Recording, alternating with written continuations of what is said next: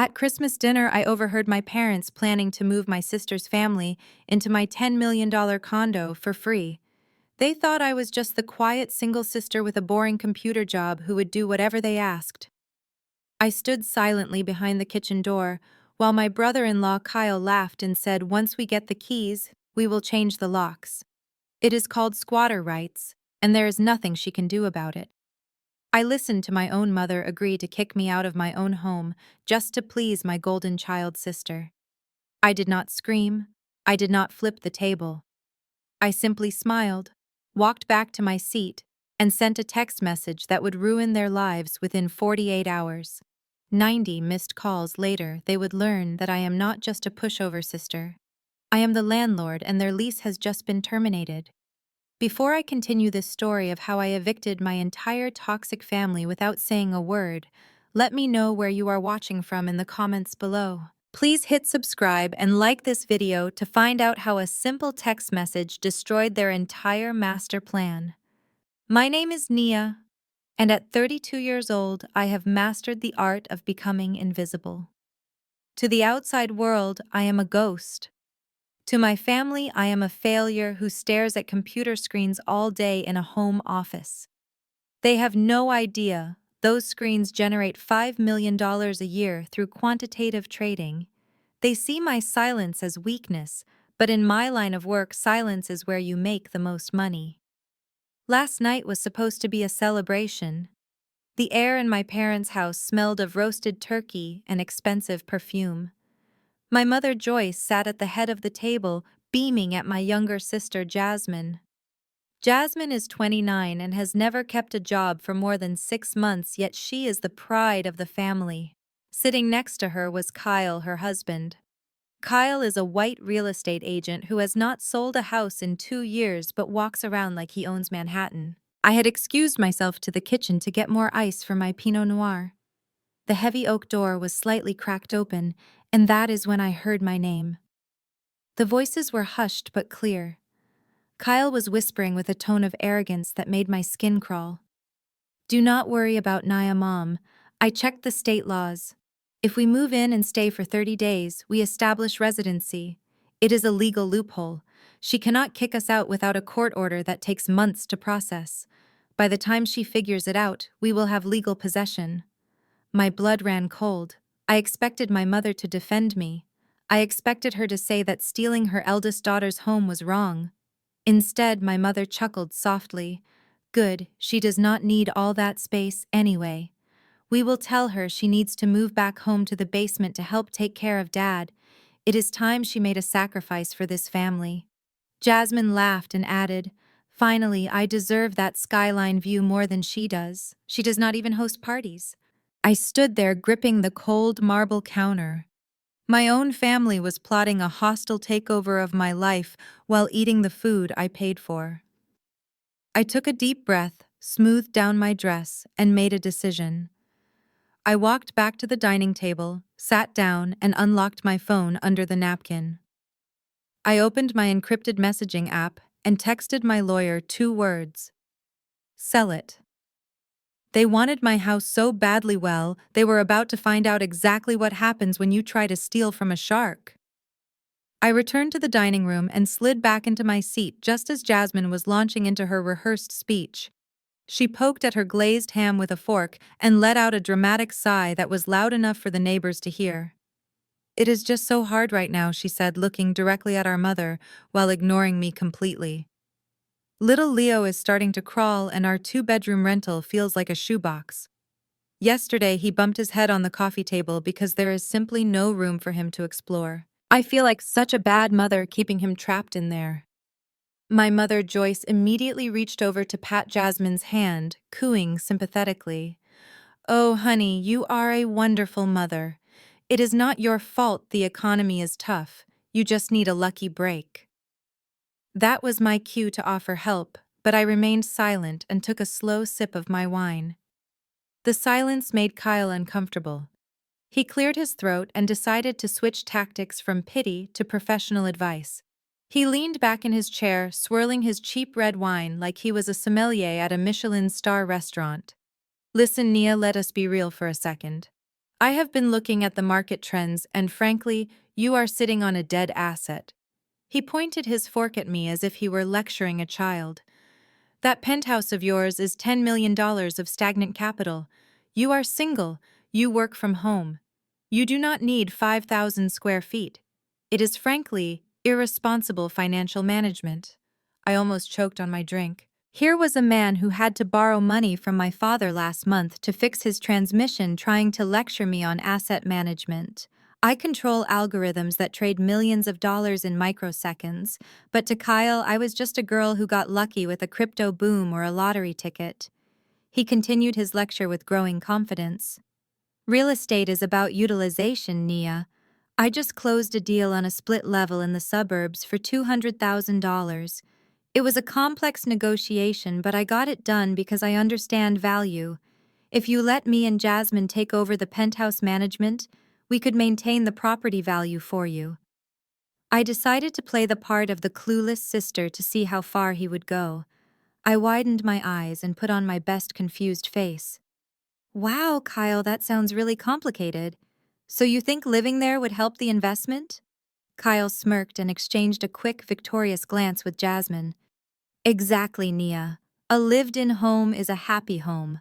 Plus, with my real estate license, I can write off the maintenance as a business expense. It is a win-win. You go live with mom and dad to save money, and we protect your asset. I nodded slowly, hiding the shark-like grin that wanted to break through. They actually believed I was this stupid. They thought they had manipulated me into submission. Little did they know that while Kyle was bragging about his $200,000 sale, I had just received a confirmation text from my broker. The papers for the penthouse sale were ready. I was not just going to evict them. I was going to let them walk right into a trap of their own making. Dinner concluded, and the plates were cleared, but the interrogation was just beginning. My mother Joyce caught my eye and tilted her head toward the sunroom. It was not an invitation. It was a summons. I followed her into the glass-enclosed room, where she kept her prize-winning orchids. She closed the French doors behind us, cutting off the noise of Kyle's boasting in the living room. The air in here was humid and thick, perfectly matching the suffocating conversation I knew was coming. She did not waste time with pleasantries. Nia, listen to me. Your father is not doing well. His heart is weak and he stays awake at night worrying about Jasmine. You know how sensitive he is. If he keeps stressing over your sister living in that shoebox apartment, he might have another episode. Do you want that on your conscience? She reached out and adjusted the collar of my blouse, a gesture that felt more like a leash tightening than affection. You are the oldest, Nia. You have always been the strong, solitary one. You are single, you have no husband, no children, and you spend all your time staring at screens. You do not need a $10 million penthouse to do that. You are selfishly hoarding space that could save your sister's marriage. The word selfish echoed in my head, triggering a memory so sharp it almost made me laugh out loud. 2 years ago, my father needed a triple bypass surgery that their insurance refused to fully cover. The best surgeon in Chicago required an upfront payment. I stood in the hospital billing office and wired $200,000 from my private account without hesitating for a second. I saved his life. I never told them the cost. I just handled it because that is what I do.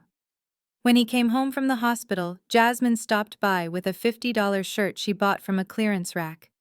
My mother wept over that shirt.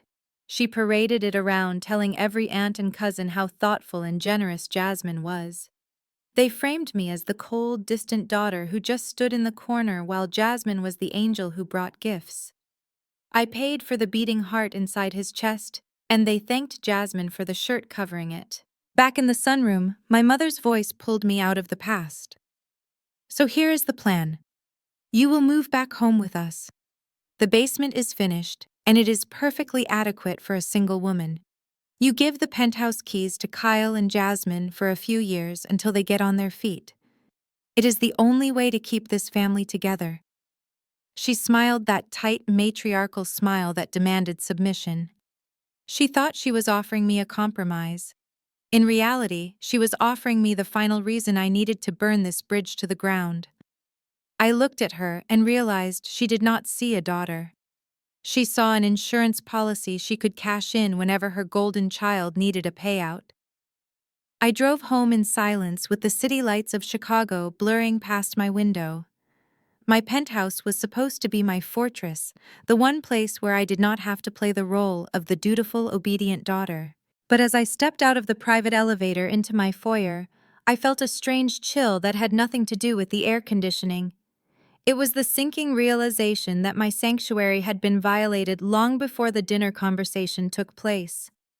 Kyle's specific comments about the layout and his confidence about the nursery space gnawed at me. He knew too much about the lighting in my office. I walked straight to my command center, which is what I call my desk setup with 6 monitors. I pulled up the cloud server for my home security system. I did not have to search for long. I scrolled back to last Tuesday when I was in London for a fintech conference. The timestamp read 10 in the morning. On the high-definition screen, I watched my front door swing open. I held my breath expecting a burglar, but it was far worse. It was my mother, Joyce. She was using the emergency key I had given her strictly for life-or-death situations. She held the door open and ushered in Kyle Jasmine and a woman I did not recognize who was carrying a tablet and a laser measuring tool. I turned up the volume, and the audio was crystal clear. Jasmine spun around in the center of my living room, laughing like a child in a candy store.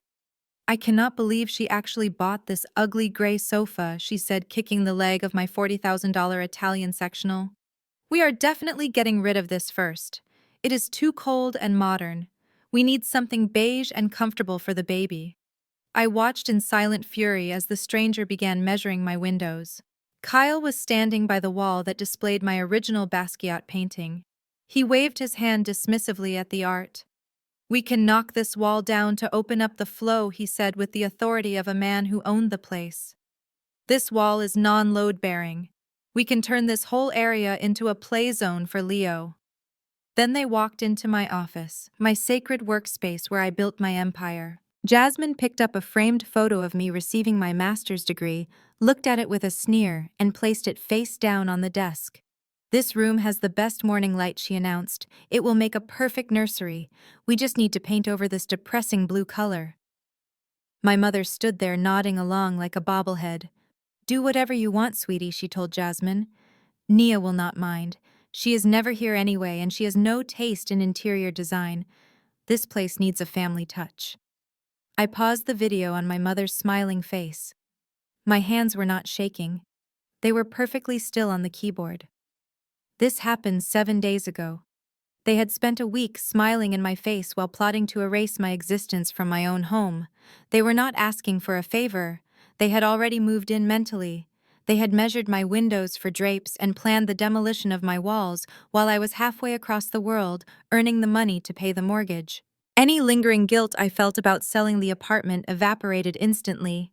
They wanted a renovation so badly, well, I was about to give them a demolition they would never forget.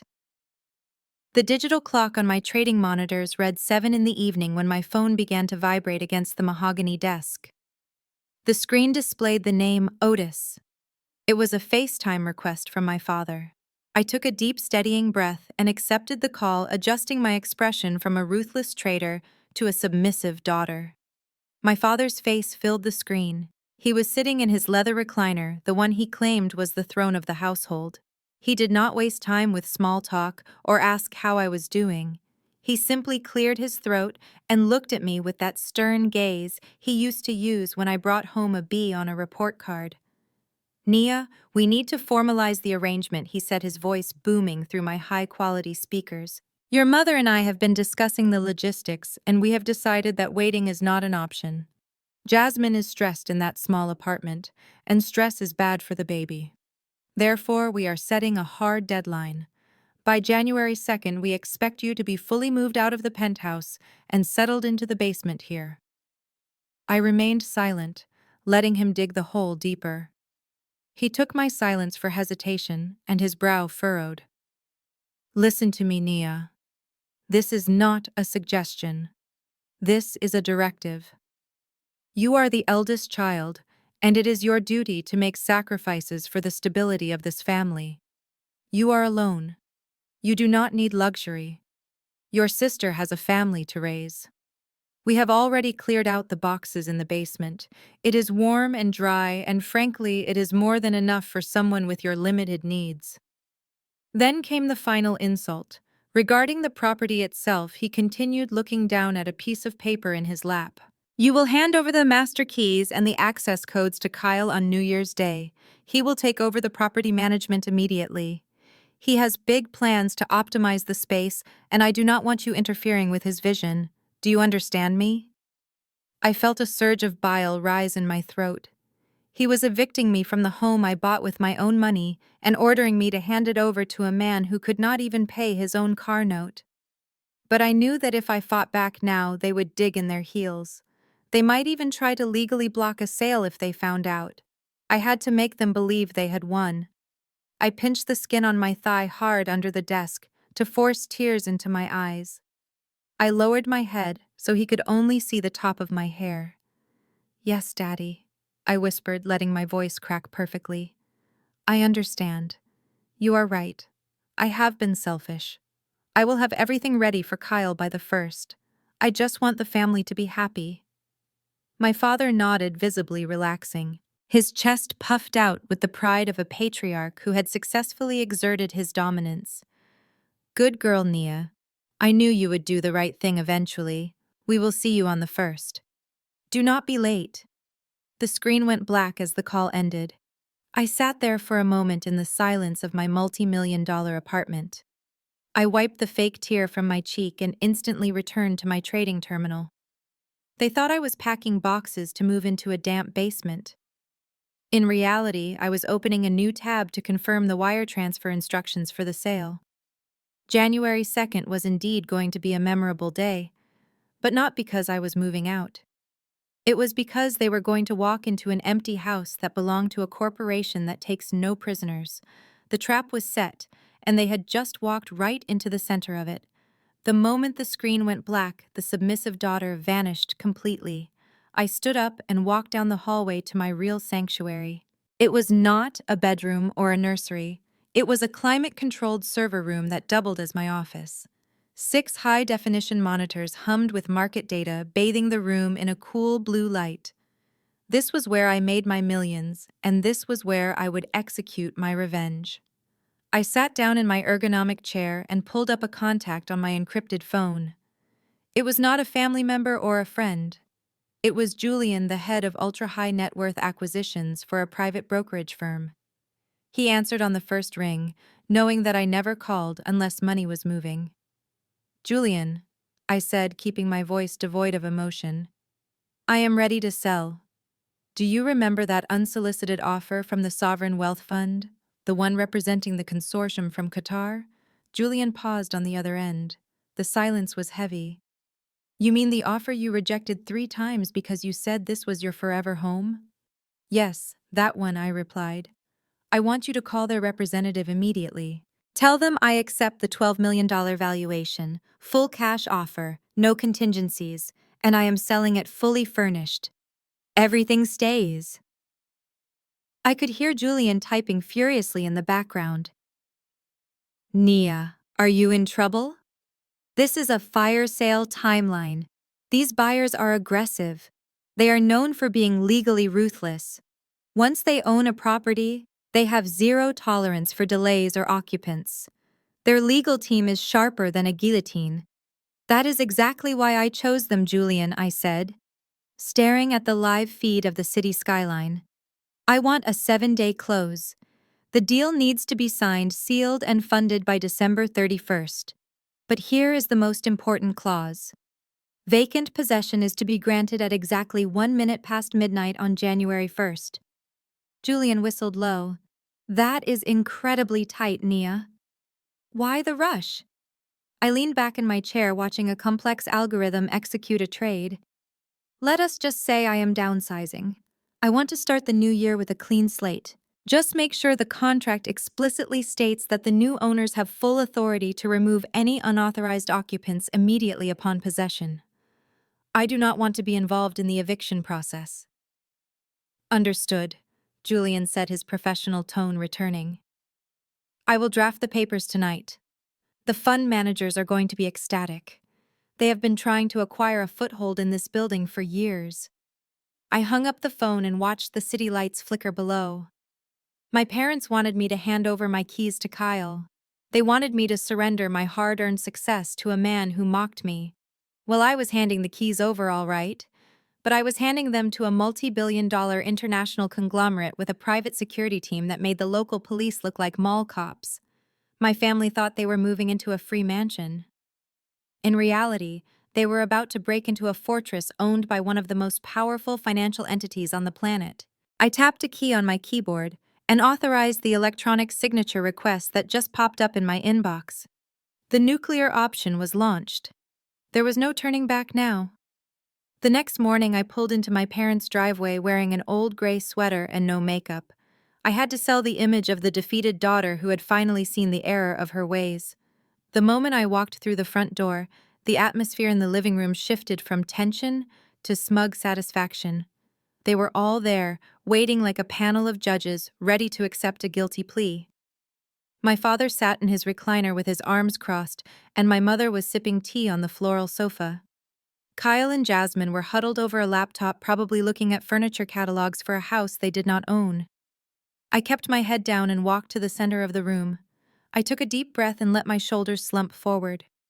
"You were right," I said, keeping my voice soft and trembling slightly. "I did a lot of thinking last night. I realized I have been selfish holding on to all that space when Jasmine and the baby need it more. Family should help family." My mother set her teacup down with a sharp clink. Her face softened into a look of victorious pity. "Oh, Nia, I am so glad you finally came to your senses. We only want what is best for you. Living alone in that big empty box is not healthy. You will see how much happier you are down here in the basement where we can keep an eye on you." I nodded, swallowing the urge to scream. I reached into my purse and pulled out a heavy brass key ring. These were indeed keys to my front door, but they were the old set from 3 years ago, before I installed the biometric smart locks. They would turn in the cylinder, but they would not open anything. It was a useless piece of metal for a useless man. I turned to Kyle, who was watching me with a predatory grin. I held the keys out to him. "Kyle, since you are the real estate expert, I think it is best if you manage the property while I am gone. I trust you to take care of it better than I could." Kyle stood up and practically snatched the keys from my hand. He weighed them in his palm as if he were holding a scepter. "Now you are talking sense, Nia." He walked over and patted me on the shoulder a little too hard. "Do not worry, I have already drafted a maintenance schedule. That place has been neglected under your ownership, but I will whip it into shape. I might even list it for a short-term rental when we go on vacation to maximize the yield. You really should have come to me for advice years ago." Jasmine squealed and ran over to hug Kyle, looking at the keys like they were the holy grail. "Oh, Kyle, we can finally host the New Year party properly." She turned to me with a smile that did not reach her eyes. "Thanks, Nia. Just make sure you clean the carpets before you go. I do not want Leo crawling on dust." I forced a tight smile. "Of course. I will leave it spotless." My father grunted his approval from the corner. "See? Was that so hard? This is how a family operates. Everyone plays their role." I looked around the room at the 4 people who claimed to love me while stripping me of my dignity. They were so blinded by their greed they did not notice that I was not crying. I was calculating. I had just handed them the keys to a kingdom that had already been conquered by someone else. As I walked out the door, Kyle was already clipping the keys to his belt loop, jangling them loudly. He had no idea he was wearing the evidence of his own stupidity. The trap was set and the cheese was in place. Now all I had to do was wait for the mouse to snap the trap. The next 24 hours were a masterclass in audacity. I sat in my home office pretending to sort through files, but in reality, I was watching my phone screen light up with notification after notification from Jasmine. Now that she had the keys and the assurance that I was leaving, the floodgates of her greed had burst wide open. She was no longer just claiming my square footage. She was itemizing my personal property, like she was shopping on Amazon with a stolen credit card. The first text came through at noon, attached to a blurry photo she had secretly taken of my walk-in closet during their invasion last week. "Hey Nia, since you are moving to Mom and Dad's basement, you obviously will not have room for your bag collection. I really need a diaper bag that looks chic. I am going to borrow that black Hermes Birkin. It is just gathering dust anyway, and it matches my stroller." I stared at the screen. That bag was a $30,000 investment piece I had bought in Paris after closing my first eight-figure trade. She wanted to use it to carry spit-up rags and crushed Cheerios.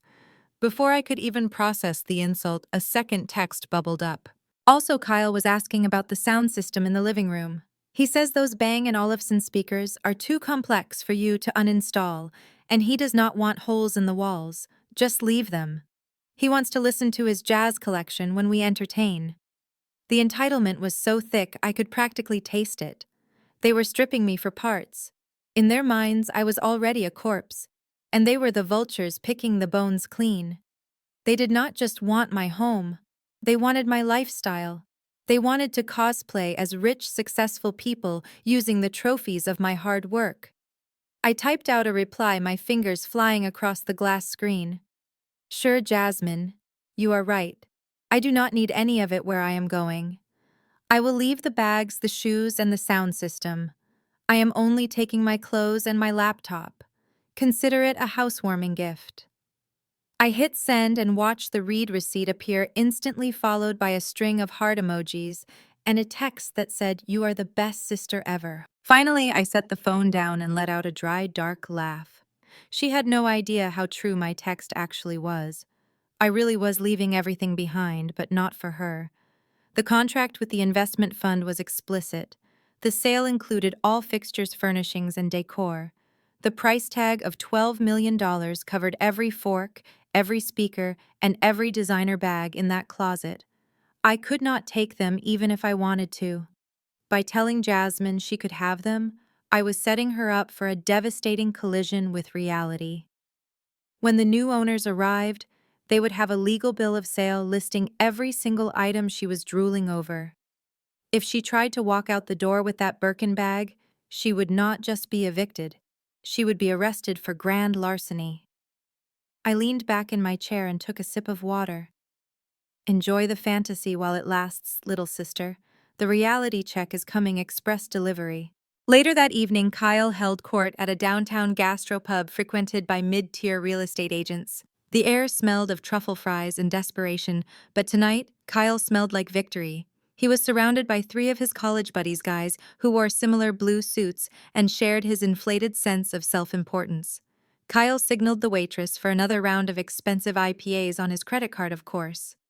He leaned in, lowering his voice to a conspiratorial whisper that was loud enough for half the bar to hear. "You guys are not going to believe this. I finally secured the asset I have been telling you about.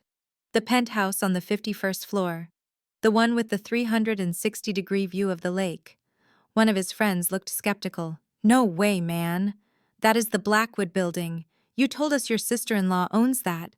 Did she finally agree to list it with you?" Kyle threw his head back and laughed, a sound that was equal parts arrogance and cruelty. "List it? No. Better. She gave it to me. Handed over the keys this morning. She is moving into her parents' basement to help out with the family." The table erupted in disbelief. "Are you serious? She just walked away from a $10 million property?" Kyle took a long swig of his beer and wiped his mouth with the back of his hand. "Listen, Nia is a sweet girl, but she is simple. She sits behind a computer screen all day. She has zero social intelligence. I told her the market was crashing and that living there was actually hurting her equity. She bought it hook, line, and sinker. I played the dutiful brother-in-law card, told her I would manage the asset for her." He pulled the brass keys from his pocket and slammed them onto the sticky wooden table. The heavy metal made a satisfying thud. "Gentlemen, you are looking at the new headquarters of Kyle's Premier Realty. Imagine the clients I can pull when I bring them up to that living room. I will not just be living there. I am going to stage it as my own private office. When high net worth individuals see me in that environment, They will assume I am one of them. They will sign exclusivity contracts before I even pour the scotch. His friends looked at the keys with naked envy. You are a genius, Kyle. That is free overhead on a luxury showroom. Kyle nodded, basking in their admiration. It is not just genius. It is natural selection. Some people are built to own things, and some people are built to step aside. Nia was just keeping the seat warm for me. She does not know how to leverage power. She thinks she is doing a good deed. By the time she realizes I have turned her home into my business operations center, it will be too late. I will have established tenancy and business use. She will never get me out. He raised his glass for a toast. To the simple-minded, may they always have expensive taste and gullible hearts. The glasses clinked together. Kyle felt like the king of the world. He had no idea that the keys sitting in a puddle of condensation on the table were for locks that no longer existed. He was celebrating a victory in a war that he had already lost. While he was spending money, he did not have to impress friends who did not care. Nia was finalizing the paperwork that would turn his dream headquarters into a crime scene. The conference room at the law firm was cold, sterile, and smelled of expensive leather. While Kyle was likely nursing a hangover from his night of premature celebration, I was sitting across from three men in bespoke suits who represented the Qatari Investment Consortium. The lead attorney, Mr. Al-Hassan, did not offer me coffee or small talk. He slid a document across the polished mahogany table that was thick enough to be a novel. This was the closing agreement for $12 million cash.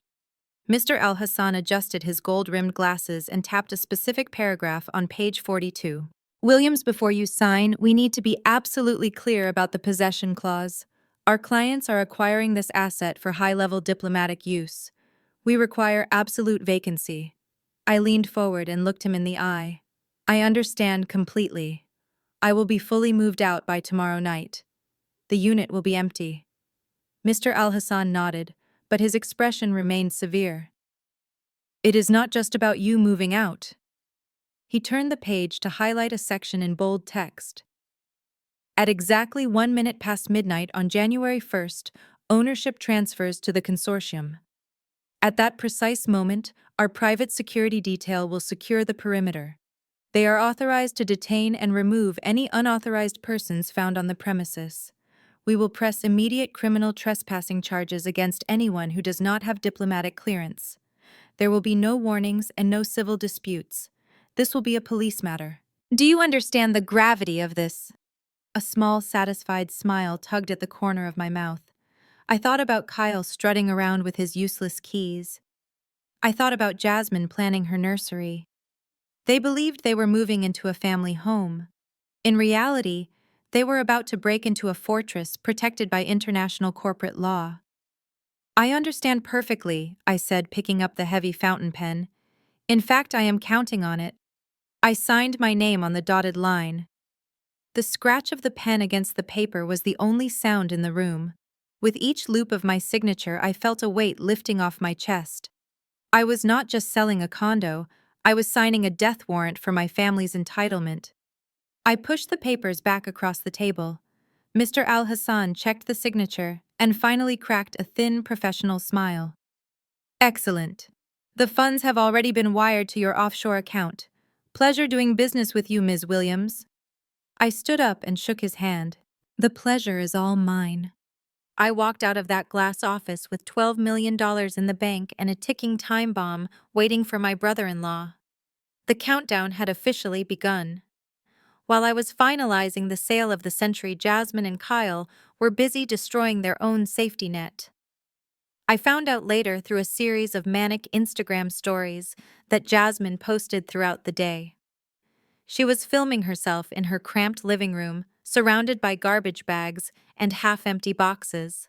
She held up her phone to the mirror, posing with a peace sign, and captioned it, "Goodbye squalor, hello luxury." The background was chaotic.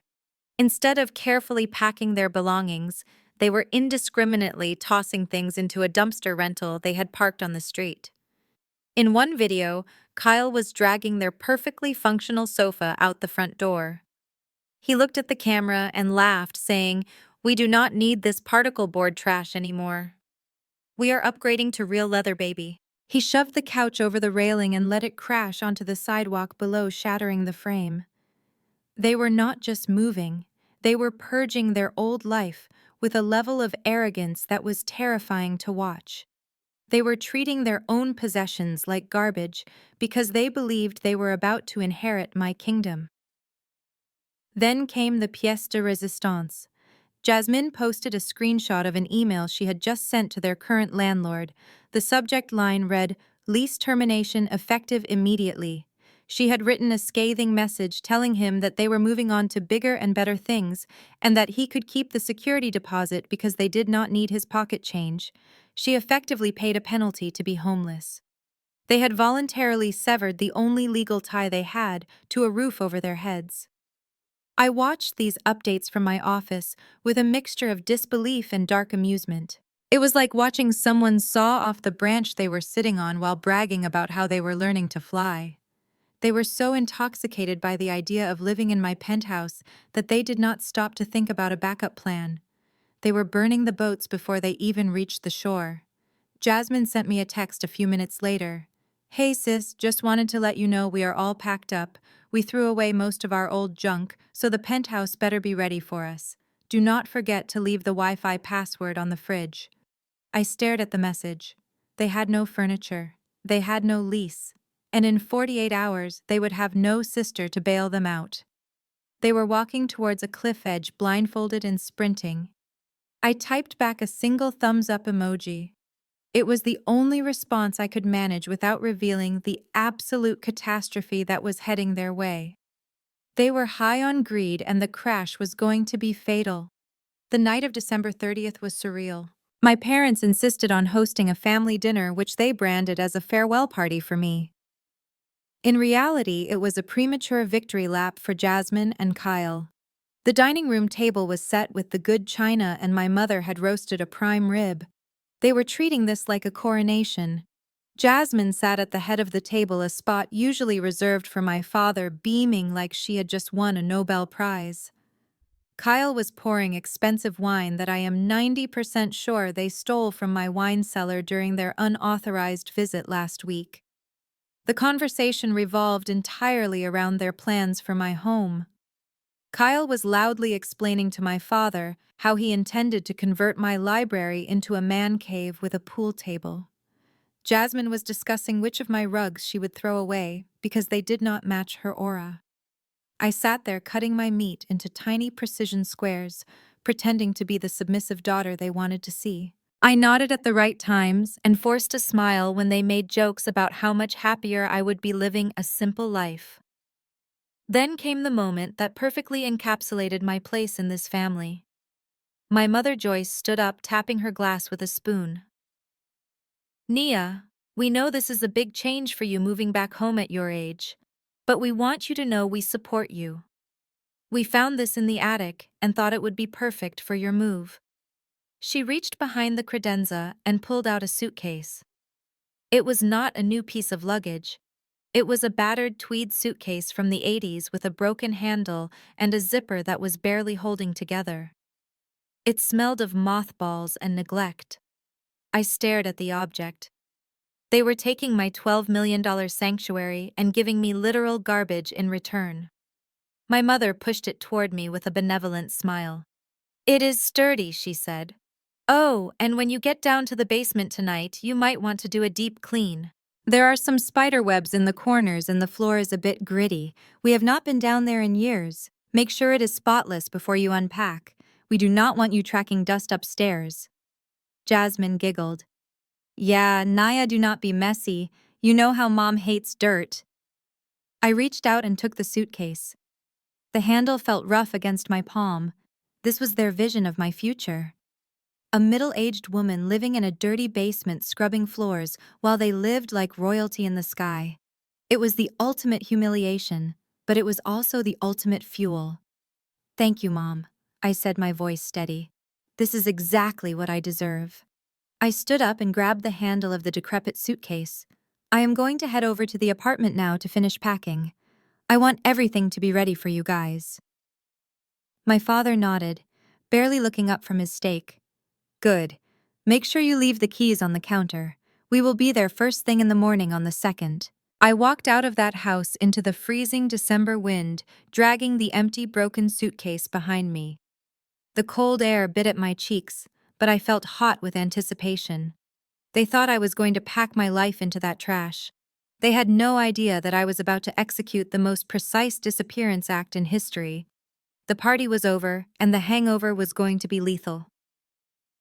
At 3 o'clock in the morning, the city of Chicago was finally asleep, but my penthouse was a hive of silent, calculated activity.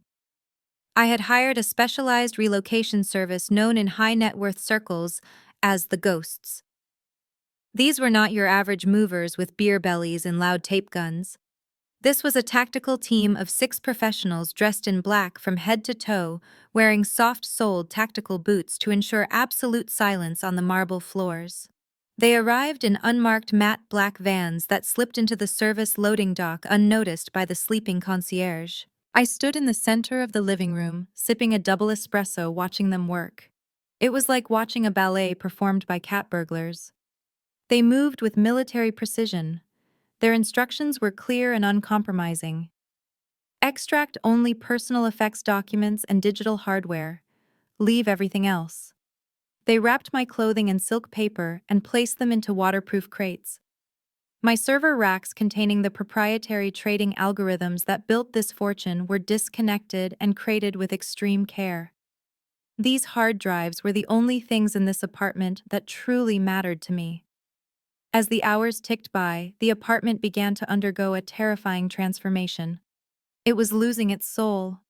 The framed photos of the few friends I actually trusted were removed, leaving the shelves perfectly staged with impersonal art books. The personalized stationery was swept off the desk. My toothbrush, my favorite mug, and the throw blanket I used while reading were all spirited away. What remained was cold, hard luxury. The $12 million view was still there. The Italian leather sofas were still there. The Bang & Olufsen speakers that Kyle coveted were still mounted on the walls. But the warmth was gone. The space no longer smelled like my lavender candles or my morning coffee. It smelled of industrial cleaner and emptiness. I walked into the master closet, which was now just a showroom. The Hermes Birkin bag that Jasmine had demanded was sitting on the top shelf, bathed in the LED under cabinet lighting. It looked beautiful and lonely. I reached up and touched the cool leather one last time. Leaving it behind felt counterintuitive, but it was a necessary piece of the trap. It was the cheese in the mousetrap. I needed the apartment to look fully furnished and ready for living, so that when they walked in, they would feel an overwhelming sense of victory right before the axe fell. By 4:45, the operation was complete. The team leader, a man who had not spoken a single word since arriving, gave me a curt nod. They wheeled the last black crate into the service elevator, and the doors slid shut. I was left alone in a space that looked exactly like a model home in a luxury brochure. It was beautiful, expensive, and completely devoid of a heartbeat. I walked through the rooms one last time, checking for any stray evidence of my existence. A forgotten receipt, a hair tie, nothing. I had successfully erased myself from the narrative. When my family walked in here tomorrow, they would not find a home. They would find a stage set for a tragedy, and they were the unsuspecting actors about to walk out for their final curtain call. The silence in the apartment was absolute. With the movers gone and the furniture stripped of all personal touches, the penthouse felt like a cryogenic chamber. The only light came from the master control panel mounted on the hallway wall. This tablet was the nervous system of the entire property, controlling everything from the climate to the biometric locks. I stood before it, ready to perform the final lobotomy. I tapped the screen and navigated to the user access menu. The list of authorized names mocked me in glowing white text. Mom had full administrative privileges. Dad had emergency override access. There was even a dormant guest code I had generated for Jasmine 3 Christmases ago. I did not just delete them. I erased them. I tapped the trash icon next to my mother's profile. The system flashed a warning asking if I was sure I wanted to revoke administrative access for Joyce Williams. I did not hesitate for a microsecond. I pressed confirm. Her name vanished. I did the same for my father. Then I navigated to the biometric database. I wiped every fingerprint, every facial recognition scan, and every voice command protocol. I was systematically scrubbing their digital footprints from the property. Even if they had a physical key, which they did, the smart lock system would now treat them like hostile intruders. The house would not just deny them entry, it would flag them as security threats. For the final step, I initiated a complete factory reset of the home automation system. The screen went black for a moment before rebooting with the generic manufacturer logo. The house was now a blank slate. It had no memory of me, and more importantly, no memory of them. When the Qatari security team arrived in less than 24 hours, they would program their own military-grade encryption. My family would be trying to break into a fortress that did not know their names. I walked into the kitchen where the 12-foot marble island gleamed under the recessed lighting. It was empty except for one item I had deliberately purchased for this moment. I reached into my bag and pulled out a bottle of sparkling wine. It was not Dom Perignon or Moet. It was a $5 bottle of sugary mass-produced swill that I had picked up at a gas station convenience store. It was the kind of headache-inducing alcohol that tasted like cheap regret. I placed it squarely in the center of the island. Next to it, I placed a single sheet of yellow-lined paper. I had written just 2 words in black Sharpie. Welcome home. It was the perfect housewarming gift. Cheap, flashy, and ultimately disappointing, just like the victory they thought they had won. I took one last look around the expansive living room. I did not feel a pang of loss. I did not feel sentimental about the view or the memories. I felt the lightness of a prisoner walking out of a cell. I turned my back on the skyline, walked to the private elevator, and pressed the button for the garage. As the heavy steel doors slid shut, sealing the penthouse away, I checked my watch. The sun was just beginning to rise over Lake Michigan. The stage was set, the props were in place, and the actors were about to arrive. I was just glad I would be 5,000 miles away when the curtain finally fell. The sun rose on New Year's Day, illuminating the frost on the streets of Chicago. At exactly 9 in the morning, the silence of the exclusive luxury that defined my building was shattered. It did not start with a bang. It started with the screech of brakes from a battered orange rental truck that looked like a giant rust stain against the pristine white marble of the entrance. Behind the wheel sat Kyle wearing an electric blue suit that was 2 sizes too tight, and a pair of aviator sunglasses that cost $5 at a gas station. He honked the horn twice, not because there was traffic, but because he wanted to announce his arrival. To him, this was not just a move, it was a coronation. My parents followed close behind in their sedan with Jasmine in the passenger seat. The trunk was tied shut with a bungee cord because it was overflowing with boxes of baby toys and kitchen appliances they had salvaged from the trash heap of their old life. From the security feed on my phone, 5,000 miles away, I watched the circus pull into town. It was almost comical. The building was home to diplomats, tech moguls, and heirs to oil fortunes.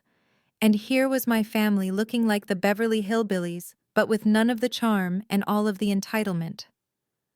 Kyle jumped out of the driver's seat, leaving the massive truck idling in the middle of the circular driveway blocking a polished black limousine.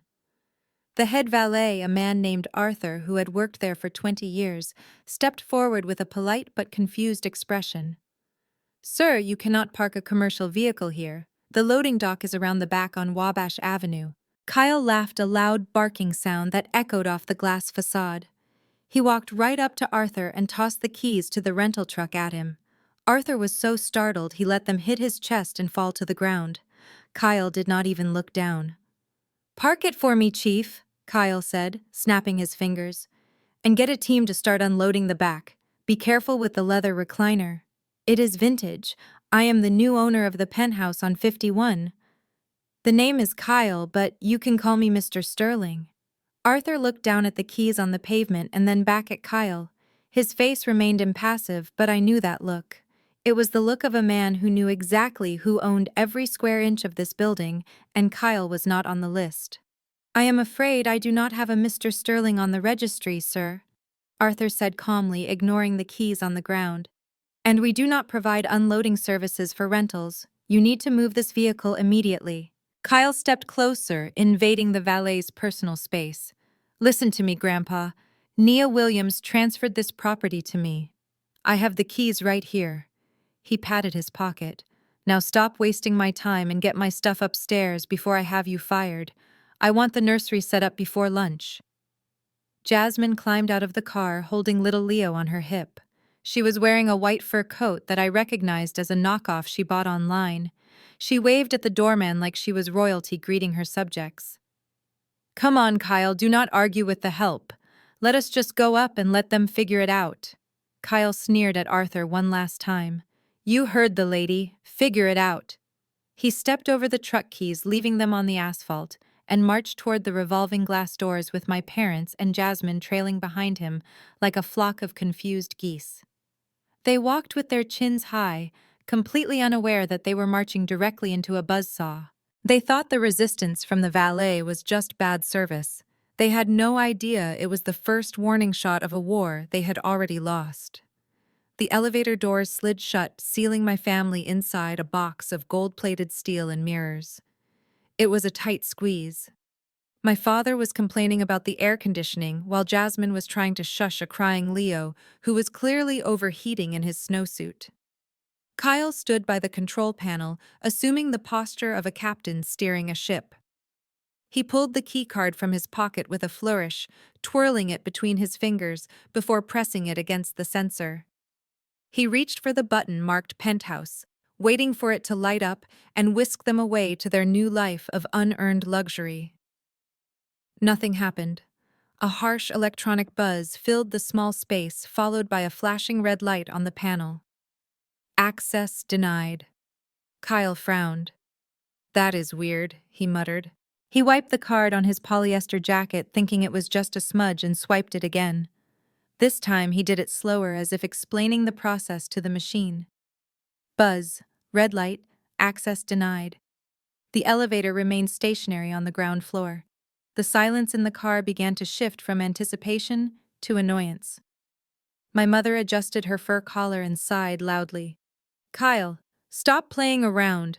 We have frozen goods in the cooler and the ice is melting. Just get us up there." "I am trying, Joyce." Kyle snapped, losing his cool facade for a second. "This stupid system must be glitching. Nia probably forgot to update the firmware or something. She is so incompetent with technology." He jammed the card against the reader repeatedly, his frustration mounting with every rejection. Beep. Buzz. Buzz. Buzz. It was the sound of his authority crumbling in real time. The smell of cheap cologne and rising panic began to fill the air. Jasmine shifted the baby to her other hip, her patience wearing thin. "Just call her Kyle. Ask her for the manual override code. She probably changed it and forgot to tell us." Kyle pulled out his phone, his face turning a shade of red that matched the error light on the panel. He dialed my number on speakerphone so everyone could hear him reprimand me. The line rang once, then twice. Then it clicked over. "You have reached Nia. I am currently unavailable and will not be checking messages." "Damn it!" Kyle yelled, kicking the metal door with his dress shoe. The loud clang made the baby scream even harder. She turned her phone off. "Who does that on moving day? She is doing this on purpose to annoy me." My father wiped sweat from his forehead. "Well, do not just stand there, son. We cannot stay in here all day. Go talk to that valet again or find a building manager. Fix this." Kyle looked at the keypad one last time, his eyes wide with a dawning panic he refused to admit. He slammed his hand against the open door button. The doors slid apart, revealing the lobby they had just left. They had not moved an inch. The elevator was not broken. It was working perfectly. It was simply refusing to take the trash to the top floor. The elevator doors opened back onto the lobby floor with a cheerful chime that felt like a mockery. The ride down had been suffocating. Kyle stormed out first, his face a mask of furious entitlement. He marched straight to the concierge desk, slamming his fist on the pristine white marble surface so hard that a crystal vase of lilies rattled. My parents followed him, looking less like proud homeowners and more like confused tourists who had lost their luggage. Jasmine trailed behind, trying to soothe a screaming Leo while shooting death glares at the residents sitting in the lounge area. "Listen to me, you incompetent idiots!" Kyle shouted, his voice echoing off the vaulted ceilings. "Your elevator is broken. My keycard is not working, and I have a truck full of furniture blocking your driveway. I want the service elevator opened immediately, and I want a manager to apologize to me personally for this inconvenience." The young receptionist flinched, but before she could stammer out an apology, a deep baritone voice cut through the noise like a knife. "Lower your voice, sir. This is a private residence, not a fish market." Kyle spun around ready to fight. Standing behind him was Marcus, the head of building security. Marcus was 6'4", a former linebacker who wore his bespoke black suit like armor. I had known Marcus for 5 years. I tipped him well at Christmas and asked about his daughter's college applications. To me, he was a friend. To Kyle, he was a wall of muscle that was not going to move. Kyle puffed out his chest, trying to look intimidating but failing miserably.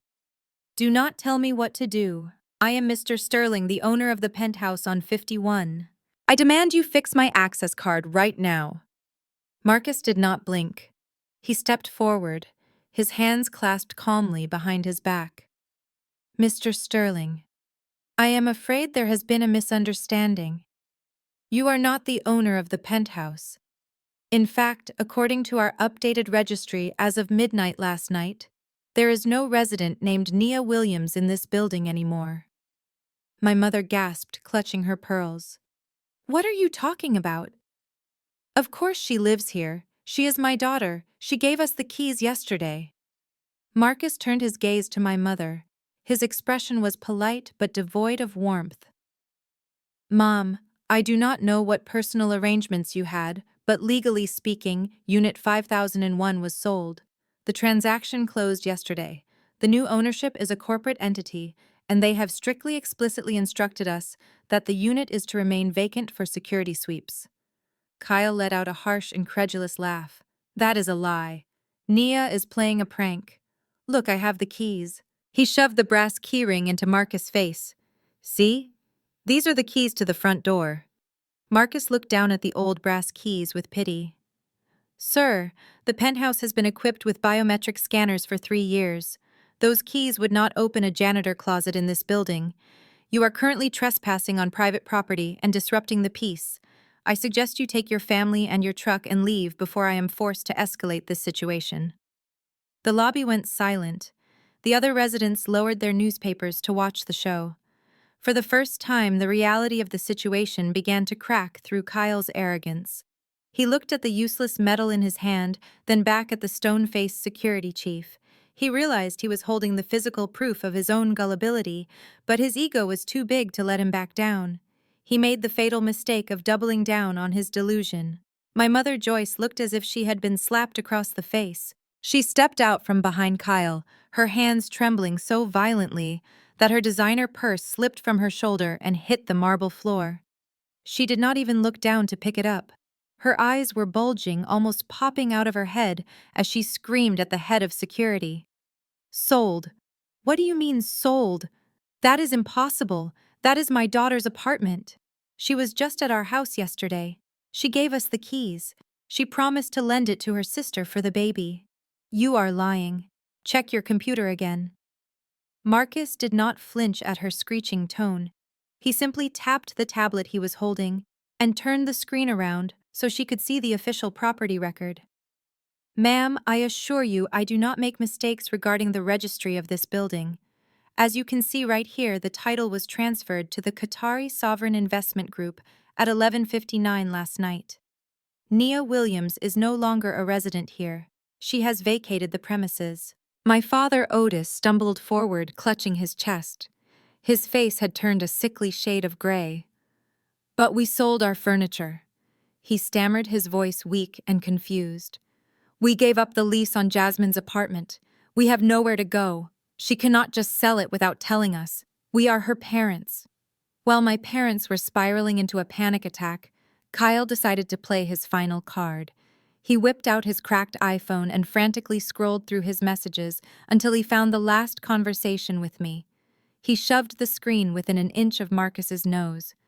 "I do not care what your computer says," Kyle shouted, saliva flying from his mouth.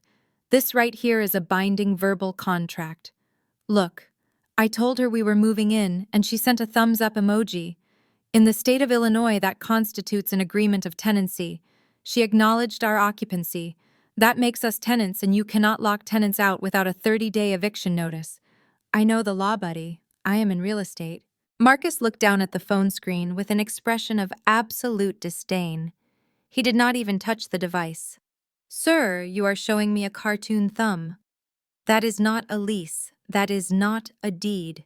And it certainly does not supersede the $12 million closing contract that was filed with the city this morning. Furthermore, the new owners have invoked the Diplomatic Security Act. They do not need to evict you because you never lived here. You are simply intruders trying to break into a foreign asset." Kyle turned purple. "I am going to sue you. I am going to sue this building, and I am going to sue Nia. Call the police. I want to file a report." Marcus smiled a cold, dangerous smile. "I already called them, Mr. Sterling. But they are not coming to help you file a report. They are coming to remove a disturbance. And judging by the sirens I hear approaching, they will be here in about 30 seconds.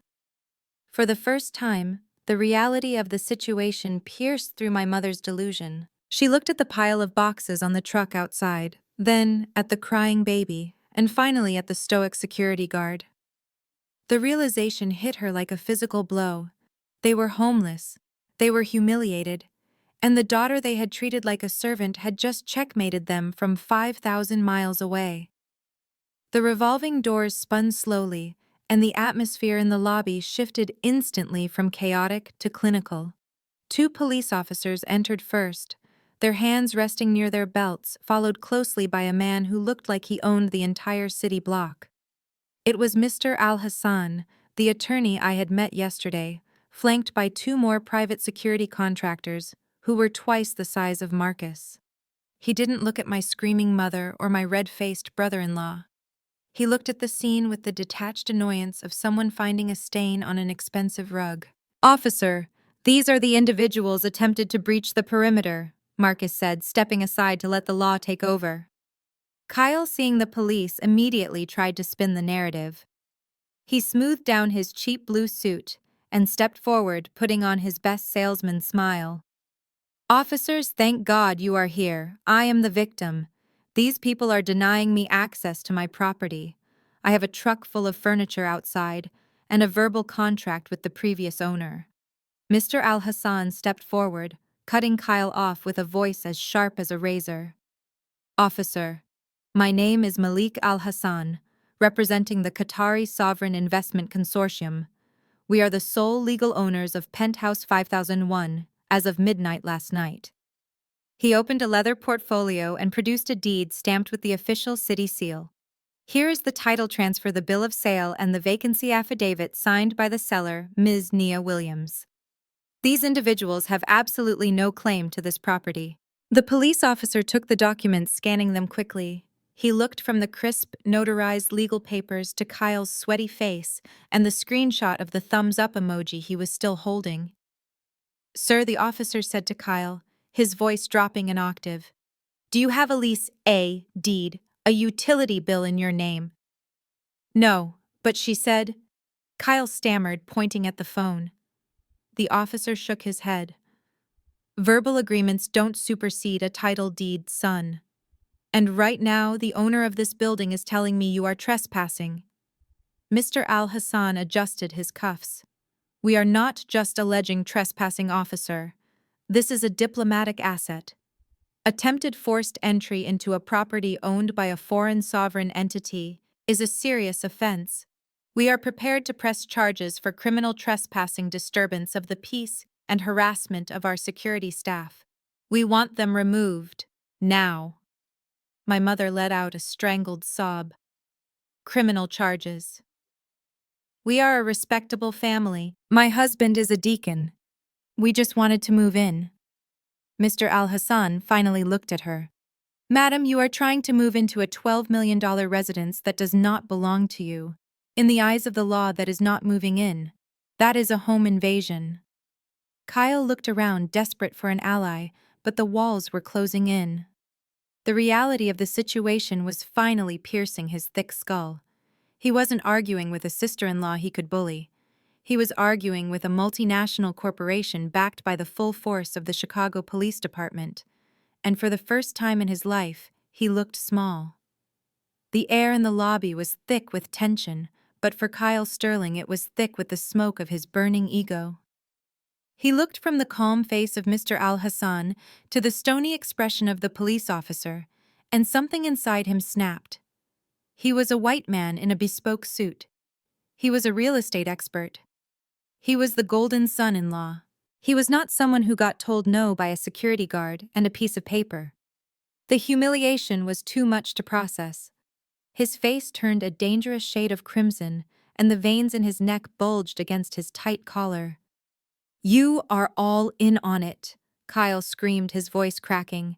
"This is fraud. That document is a forgery. Naya put you up to this. Sir, you need to calm down or you will be detained," the officer said, stepping forward and raising a hand to create distance. "Do not tell me to calm down," Kyle roared. "I am the victim here. I have rights." He lunged forward, intending to grab the deed from Mr. Al-Hassan's hand to tear it up. The police officer instinctively stepped in the path to block him. In a moment of blind rage, Kyle made the biggest mistake of his life. He raised both hands and shoved the officer hard in the chest. "Get out of my way." The reaction was instantaneous. The officer did not stumble. He did not argue. He simply reacted with the muscle memory of 10 years on the force. He grabbed Kyle's wrist, twisted it behind his back, and swept his leg. There was a sickening thud as Kyle's body hit the polished marble floor. His sunglasses skittered across the tiles, stopping at the feet of a horrified elderly resident.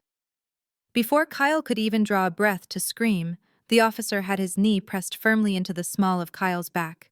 "Stop resisting," the officer shouted. "I am not resisting. Get off me, do you know who I am?" Kyle squealed, his face pressed against the cold stone floor, his expensive suit gathering dust. "You are under arrest for assaulting a police officer and disorderly conduct," the officer recited calmly, pulling a pair of metal cuffs from his belt. The sound of the ratcheting metal clicking shut around Kyle's wrists echoed through the silent lobby like a gunshot. Jasmine let out a piercing shriek, clutching Leo so tight the baby started to wail again. "Kyle. Oh my God. You are hurting him. Let him go." Kyle struggled against the cuffs, but he was pinned. He looked up from his vantage point on the floor. He saw the shoes of the residents he wanted to impress. He saw the shiny loafers of Mr. Al-Hassan. And he saw the disgusted look on Arthur the valet's face. The man who had strutted in here 10 minutes ago demanding respect was now being scraped off the floor like gum. Mr. Al-Hassan looked down at Kyle with zero sympathy. "I believe we are done here. Officer, please remove this individual from our property." The officer hauled Kyle to his feet. Kyle's hair was a mess, his suit was twisted, and his dignity was gone. He looked around wildly, looking for someone to save him, but his eyes only met the cold lenses of cell phone cameras recording his downfall.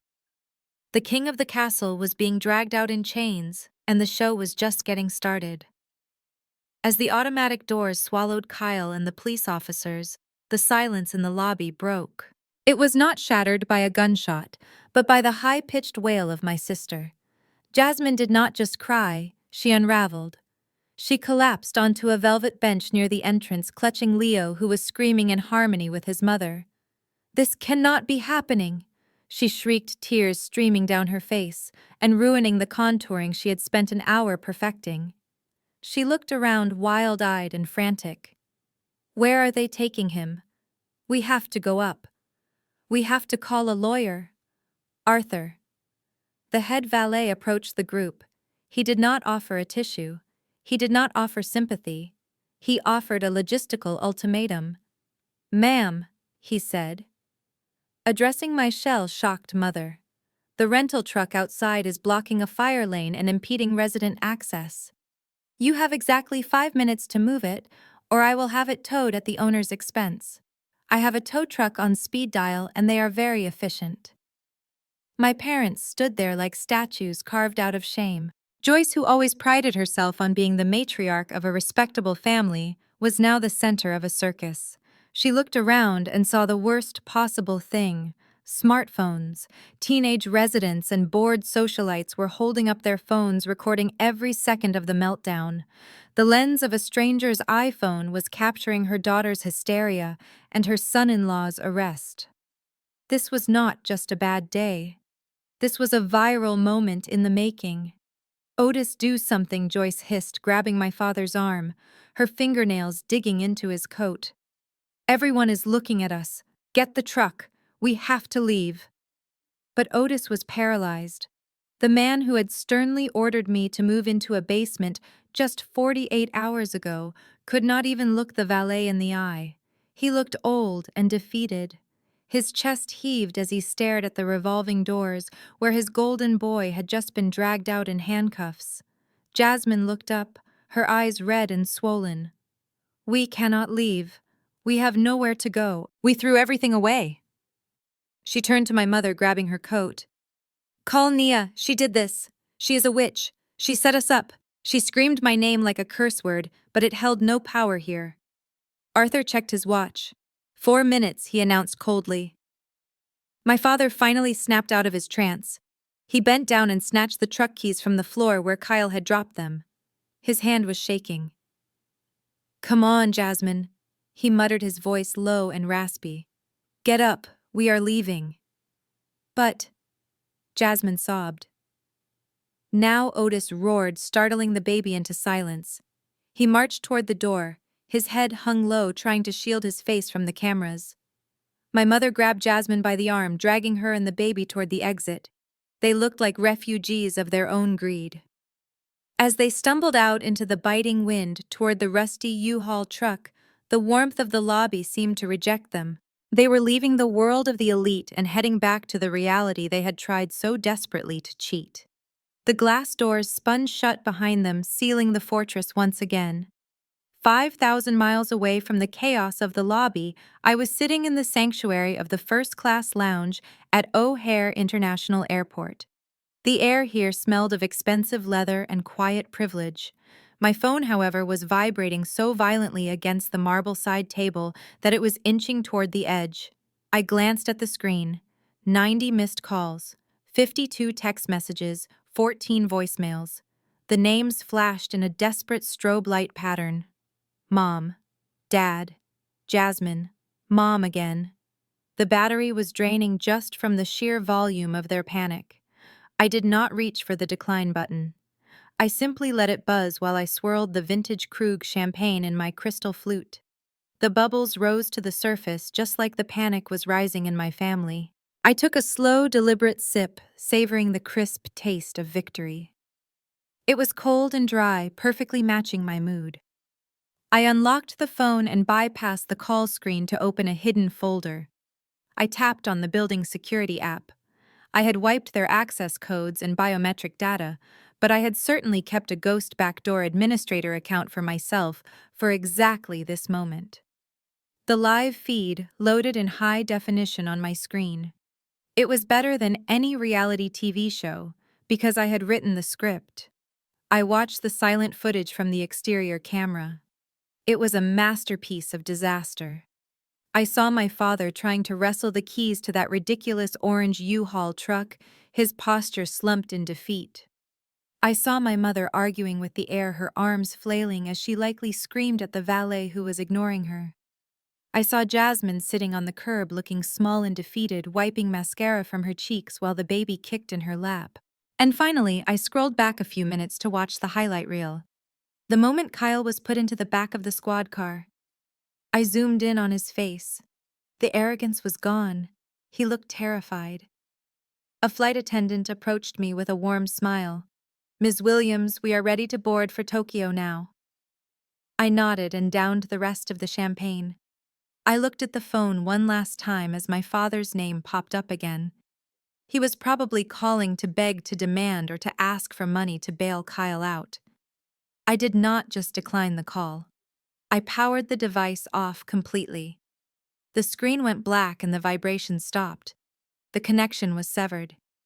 I stood up, grabbed my carry-on, and walked toward the jet bridge. The show was over, and I had a plane to catch. They were on their own now, in the cold reality of a Chicago winter, while I was chasing the sun. The neon sign outside the Starlight Motel flickered with a maddening buzzing sound that seemed to drill directly into the room.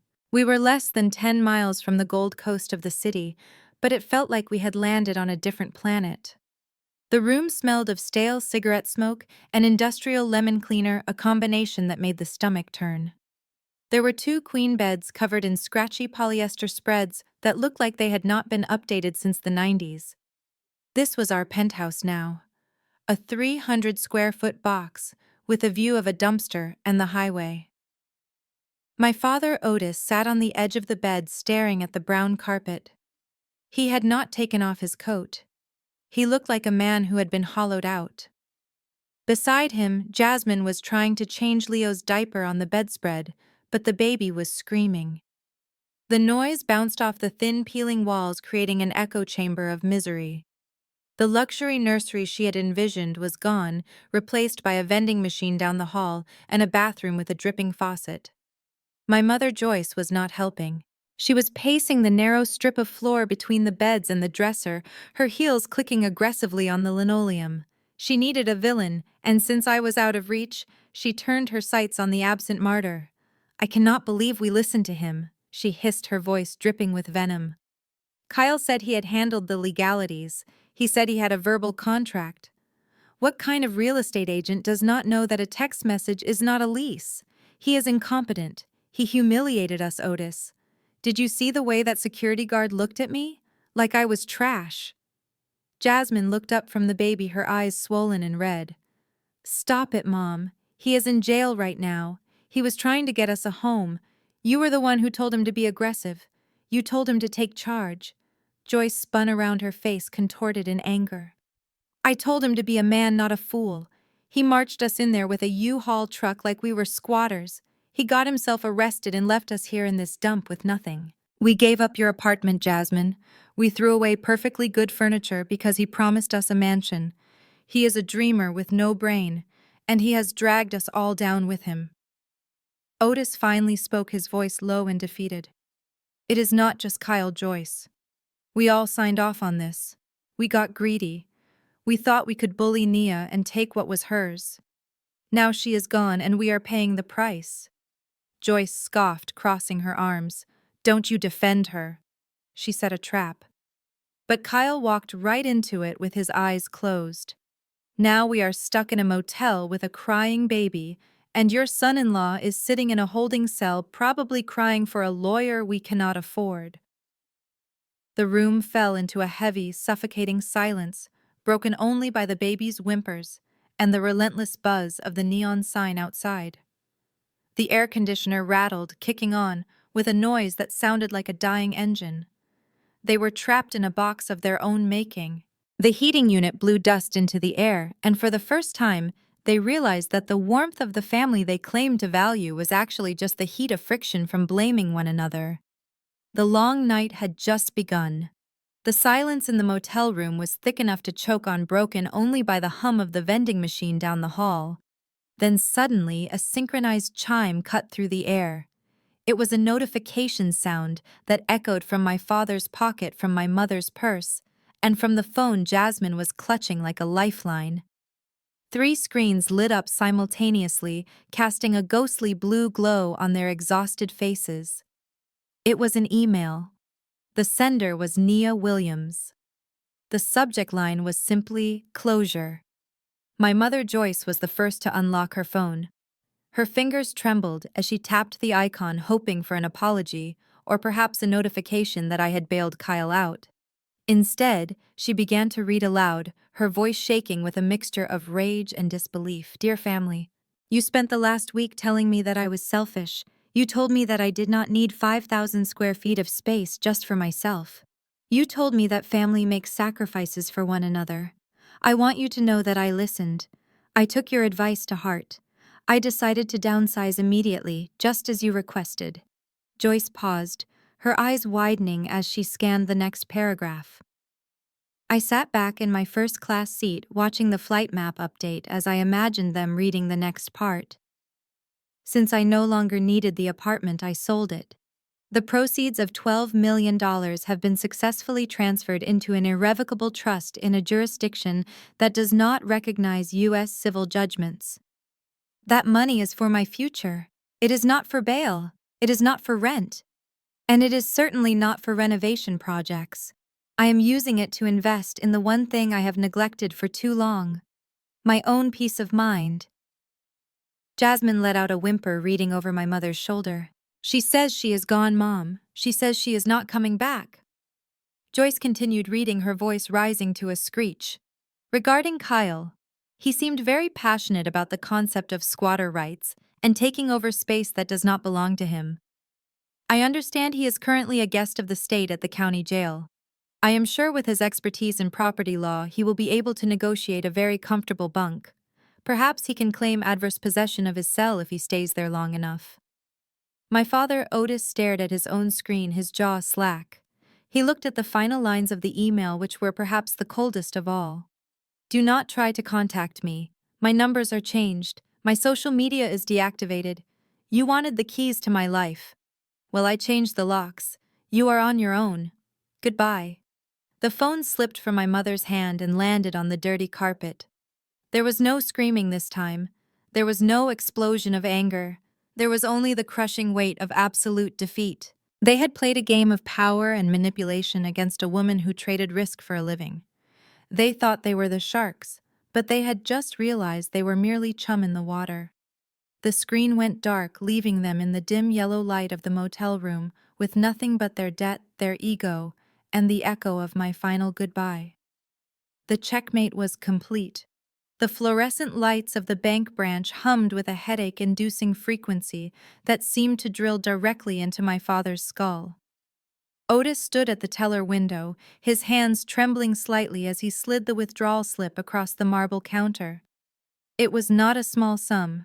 It was a significant, jagged chunk of the emergency fund he had spent 40 years of hard labor building. He was not withdrawing money for a vacation or a new car. He was withdrawing his own security to buy freedom for a man who had just destroyed their lives. The teller, a young woman who looked bored, tapped her keyboard with agonizing slowness. "Sir," she said, popping her gum, "I have to inform you that this withdrawal dips into the principal of your retirement tier. There is a substantial penalty fee for early liquidation. Are you sure you want to proceed?" Otis closed his eyes.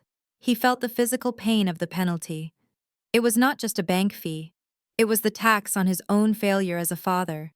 He had raised a daughter who became a millionaire and pushed her away, and now he was bankrupting himself for the son-in-law who had humiliated him.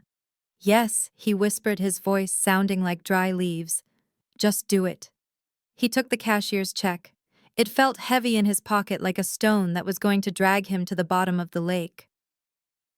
3 hours later, the heavy steel door of the Cook County Jail buzzed and swung open. Kyle stepped out into the gray winter light. He did not look like the real estate tycoon he pretended to be yesterday. The transformation was pathetic. His expensive blue suit was wrinkled, stained with sweat, and smelled of institutional disinfectant. His tie was missing, confiscated as a suicide risk, and his shoelaces were gone, leaving his designer loafers flopping uselessly on his feet. He looked small, pale, and utterly defeated. He walked toward the idling sedan, his head down, avoiding eye contact with the father-in-law, whose retirement he had just incinerated. He slid into the back seat next to a silent, weeping Jasmine. The car smelled of stale fast food and despair. Kyle tried to clear his throat to muster some shred of his old bravado. "Look, Otis, I can fix this," he croaked, his voice raspy from dehydration. "It is a misunderstanding. Once I get my lawyer on the phone, we will sue the department for excessive force. I will get my license back, and we will sue Nia, too." Otis gripped the steering wheel until his knuckles turned white. He did not turn around. He simply looked at Kyle's reflection in the rearview mirror with eyes that were dead and cold. There is nothing to fix, Kyle. The lawyer called me while we were waiting. You assaulted a police officer on camera. You have been charged with a felony. Kyle opened his mouth to argue, but Otis cut him off. The state real estate licensing board has an automatic suspension policy for violent crimes. They were notified the moment your fingerprints hit the system. Your license is gone. You are not a broker anymore. You are an unemployed criminal with a permanent record. You cannot even legally show a house, let alone sell one. Kyle slumped against the cold window glass, watching the city roll by. The skyline he used to claim he owned now looked like prison bars. The empire he built in his head had not just collapsed, it had been condemned, and he was trapped in the rubble. The irony was suffocating. We were standing in the exact room my parents had prepared for Nia. They had cleared out a corner of the unfinished basement and painted the concrete floor a depressing shade of gray, expecting her to be grateful for the scraps. Now, the five of us were crammed into this damp subterranean dungeon like rats in a cage. The air was heavy with the smell of mildew and unwashed laundry, a stark contrast to the filtered climate-controlled oxygen of the penthouse we had almost touched. There were no windows down here, just a single naked bulb hanging from a rafter casting harsh shadows on our misery. The space was chaos. Since we had thrown away Jasmine's furniture in a fit of arrogance, we were sleeping on air mattresses that my father had frantically purchased from a 24-hour superstore. The floor was littered with black garbage bags containing the few clothes we had left. It looked less like a living situation and more like the aftermath of a natural disaster. In the corner, Leo was screaming in his portable crib, his face red with exhaustion. The sound bounced off the concrete walls, amplifying the tension until it felt physical. Jasmine sat cross-legged on a deflating mattress, trying to mix baby formula with bottled water. She looked up at Kyle, who was pacing the small strip of floor between the furnace and the water heater. He was still wearing the same suit pants from the arrest, but they were wrinkled and covered in dust. "We have $12, Kyle Jasmine screamed, throwing the empty formula canister at his feet. The plastic clattered loudly on the cement. $12. That is it. That is all we have in the joint account. How are we supposed to buy diapers? How are we supposed to eat? You said you had savings. You said you had a rainy day fund."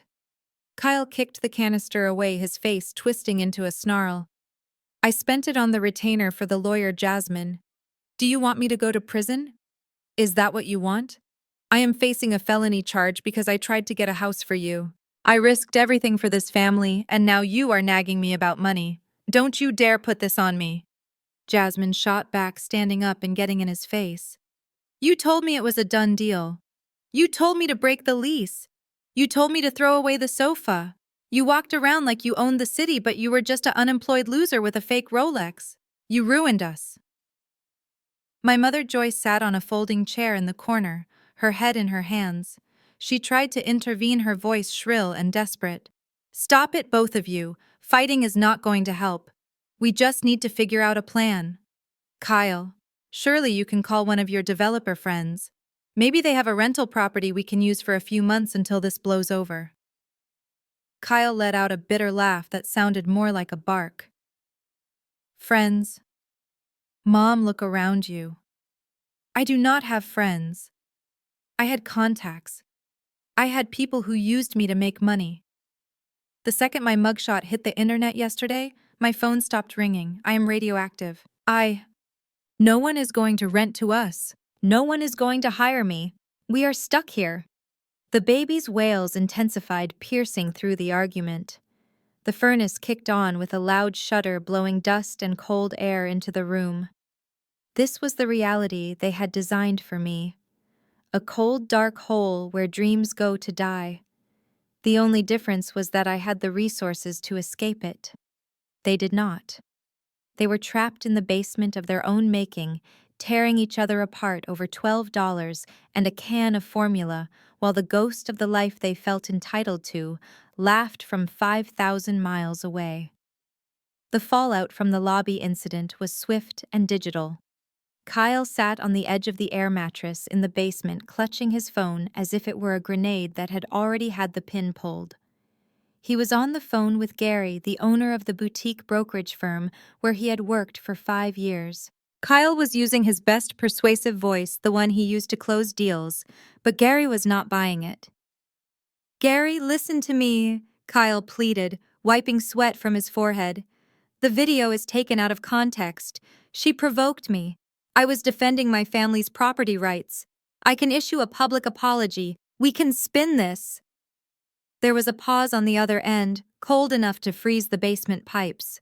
"Kyle, there is no spinning this," Gary said, his voice flat. "The video has 2 million views on TikTok. The comments are calling you the penthouse pincher. My inbox is flooded with clients threatening to pull their listings if I keep you on the roster. You are toxic, Kyle. You are fired effective immediately. Do not come to the office to clean out your desk. I will have security box up your things and leave them at the curb." The line went dead. Kyle stared at the screen. Before he could even process the fact that his career was over, the phone rang again. He answered it instinctively, hoping Gary had changed his mind. "Mr. Sterling, this is the fraud department at American Express. We are calling regarding the $40,000 balance on your Platinum card. We noticed a missed payment, and given the recent changes in your employment status flagged in our system, we are freezing your credit line immediately. We need to discuss a repayment schedule for the full balance." Kyle dropped the phone on the concrete floor. The house of cards he had built on leverage and lies had collapsed. He had been financing his flash lifestyle on high-interest credit, assuming the commission from the penthouse sale would cover it all. Now the commission was gone, the job was gone, and the debt collectors were circling like sharks, sensing blood in the water. Across town, the humiliation was taking a different form. Jasmine stood under the harsh fluorescent lights of the budget grocery store 3 blocks from our parents' house. She was not wearing her white fur coat or the designer heels she had strutted around in just 2 days ago. She was wearing a red polyester vest that was 2 sizes too big and smelled of stale onions. A plastic name tag that read trainee was pinned crookedly to her chest. She stood at register 4, scanning cans of beans and frozen pizzas for a line of impatient customers. Her hands, which had been manicured for a life of leisure, were now dry and shaking as she fumbled with the produce codes. Beep, beep, beep. The sound was a rhythmic torture. "Excuse me, lady, are you going to bag those or just stare at them?" A woman in sweatpants snapped, tapping her debit card on the counter. "I am sorry," Jasmine whispered, keeping her head down, terrified that someone from her old yoga class or high school might recognize her. She hurriedly shoved the items into plastic bags, her face burning with shame. Just 48 hours ago, she was planning to hire a nanny and host galas in a $10 million home. Now she was asking strangers if they had coupons and praying her shift would end before she completely fell apart. She had looked down on people with jobs like this her entire life, treating them as invisible. Now she was the invisible one, trapped in a polyester purgatory of her own making, working for minimum wage to buy diapers for the baby she used to use as a prop. The fall from the top had not killed her, but the landing was breaking every bone in her ego. The winter sun over the Seine was a soft golden haze that felt a world away from the biting gray frost of Chicago. I walked along the cobblestone banks of the Ile Saint-Louis, breathing an air that smelled of roasted chestnuts and damp stone. There was no buzzing of phones here, no screaming arguments, and no desperate grasping for status. There was only the rhythmic lapping of the water against the quay and the distant sound of an accordion playing a waltz. I felt lighter, as if gravity had released its hold on me the moment the plane touched down at Charles de Gaulle. I turned the corner and met Monsieur Dubois, a short, elderly man with a kind face and a wool scarf wrapped 3 times around his neck. He was holding a heavy iron key, not a biometric scanner. We walked up the winding wooden staircase of a building that had stood since the 19th century. There was no concierge judging my outfit, and no security cameras tracking my eye movement. We stopped on the 3rd floor, and he unlocked the double doors. The apartment was nothing like the sterile glass box I had left behind. It was smaller intimately so, but every inch of it had a soul. Sunlight poured through the floor-to-ceiling French windows, illuminating the honey-colored herringbone parquet floors. There was an intricate marble fireplace and crown molding that looked like wedding cake frosting. It was imperfect. The floorboards creaked slightly, and the radiator hissed a welcoming song. It was not a trophy to show off to envious friends. It was a sanctuary. I walked to the balcony and looked out. I could see the flying buttresses of Notre Dame, recovering and rising again just like me. Monsieur Dubois watched me carefully. It is not as modern as the American style, he said apologetically. There is no smart home system. I smiled, touching the cold iron railing. That is exactly why I want it. I will take it. No mortgage, no banks, a direct wire transfer. An hour later, I sat at a small round table at a corner brasserie with a glass of Bordeaux and a signed deed in my purse. I pulled my phone out of my coat pocket. It was a burner phone I had bought at the airport, but I had briefly turned on my old SIM card just to ensure the transfer of my digital life was complete. The notifications flooded in like a tidal wave of toxic sludge. Missed calls from jail, hysterical voicemails from my mother, text messages from Jasmine oscillating between begging for money and cursing my existence. They were still trapped in the cycle of chaos I had escaped. They were fighting over scraps in a basement while I was watching the sunset over the Seine. I did not feel anger anymore. I did not even feel pity. I felt indifferent. I went into the settings menu and selected the contacts for Mom, Dad, Jasmine, and Kyle. I did not just delete them.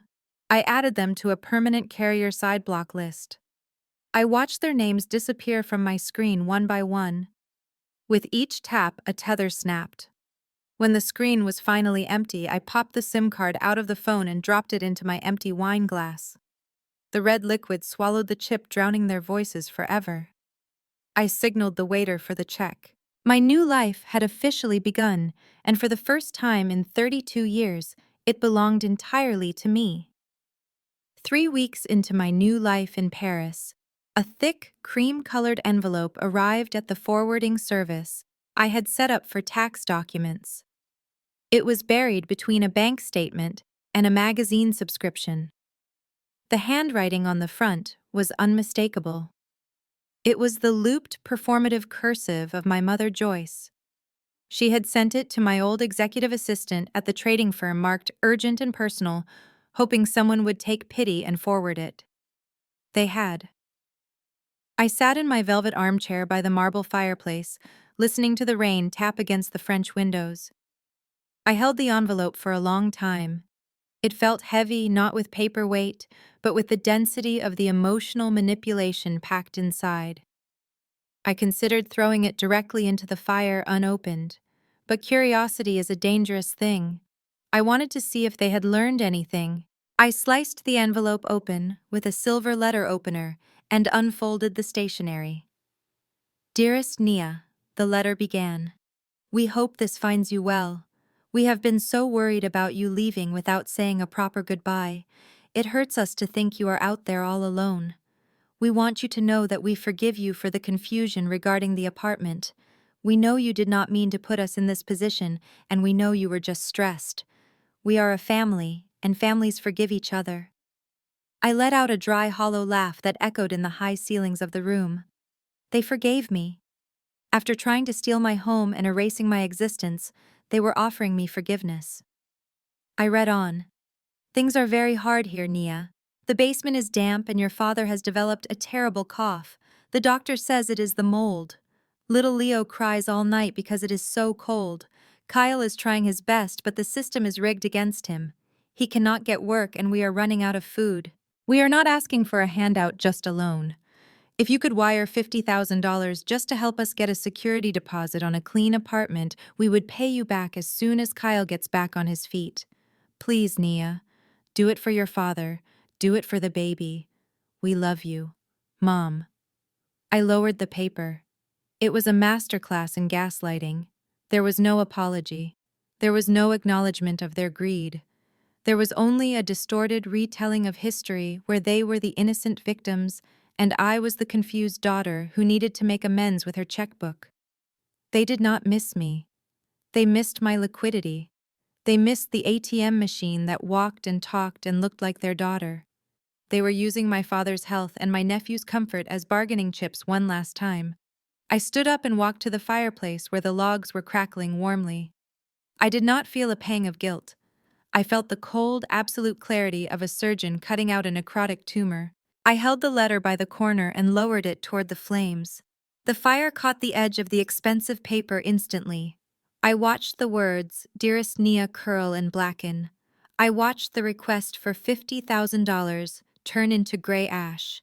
I dropped the burning page onto the logs and watched it disappear completely. There would be no reply. There would be no wire transfer. The bridge was not just burned, it was incinerated. The suffocating atmosphere of the basement finally reached its flashpoint on a Tuesday evening. The tension had been building for weeks, a silent gas leak waiting for a spark. That spark came when my father Otis collapsed on the concrete floor, clutching his chest, gasping for breath in the damp air. My mother screamed for his nitroglycerin pills, the emergency medication they kept in a lockbox with their last dwindling reserve of cash. Jasmine scrambled to the rusted metal cabinet, her hands shaking as she keyed in the combination. She threw the lid open, expecting to find the pills and the $2,000 they had saved from selling her engagement ring. The box was empty. There were no pills, there was no cash, there was only a pawnshop receipt crumpled in the corner. Jasmine stared at the paper, her brain struggling to process the betrayal. The date on the receipt was from that morning. The item listed was Diamond Solitaire Ring, Platinum Band. But the cash was gone. She turned slowly to look at Kyle, who was sitting on his air mattress, frantically thumbing through his phone, ignoring the chaos of his father-in-law gasping on the floor. "Where is it?" Jasmine's voice was a low, guttural growl that didn't sound like her. "Where is the money?" Kyle, "Dad can't breathe." Kyle didn't look up.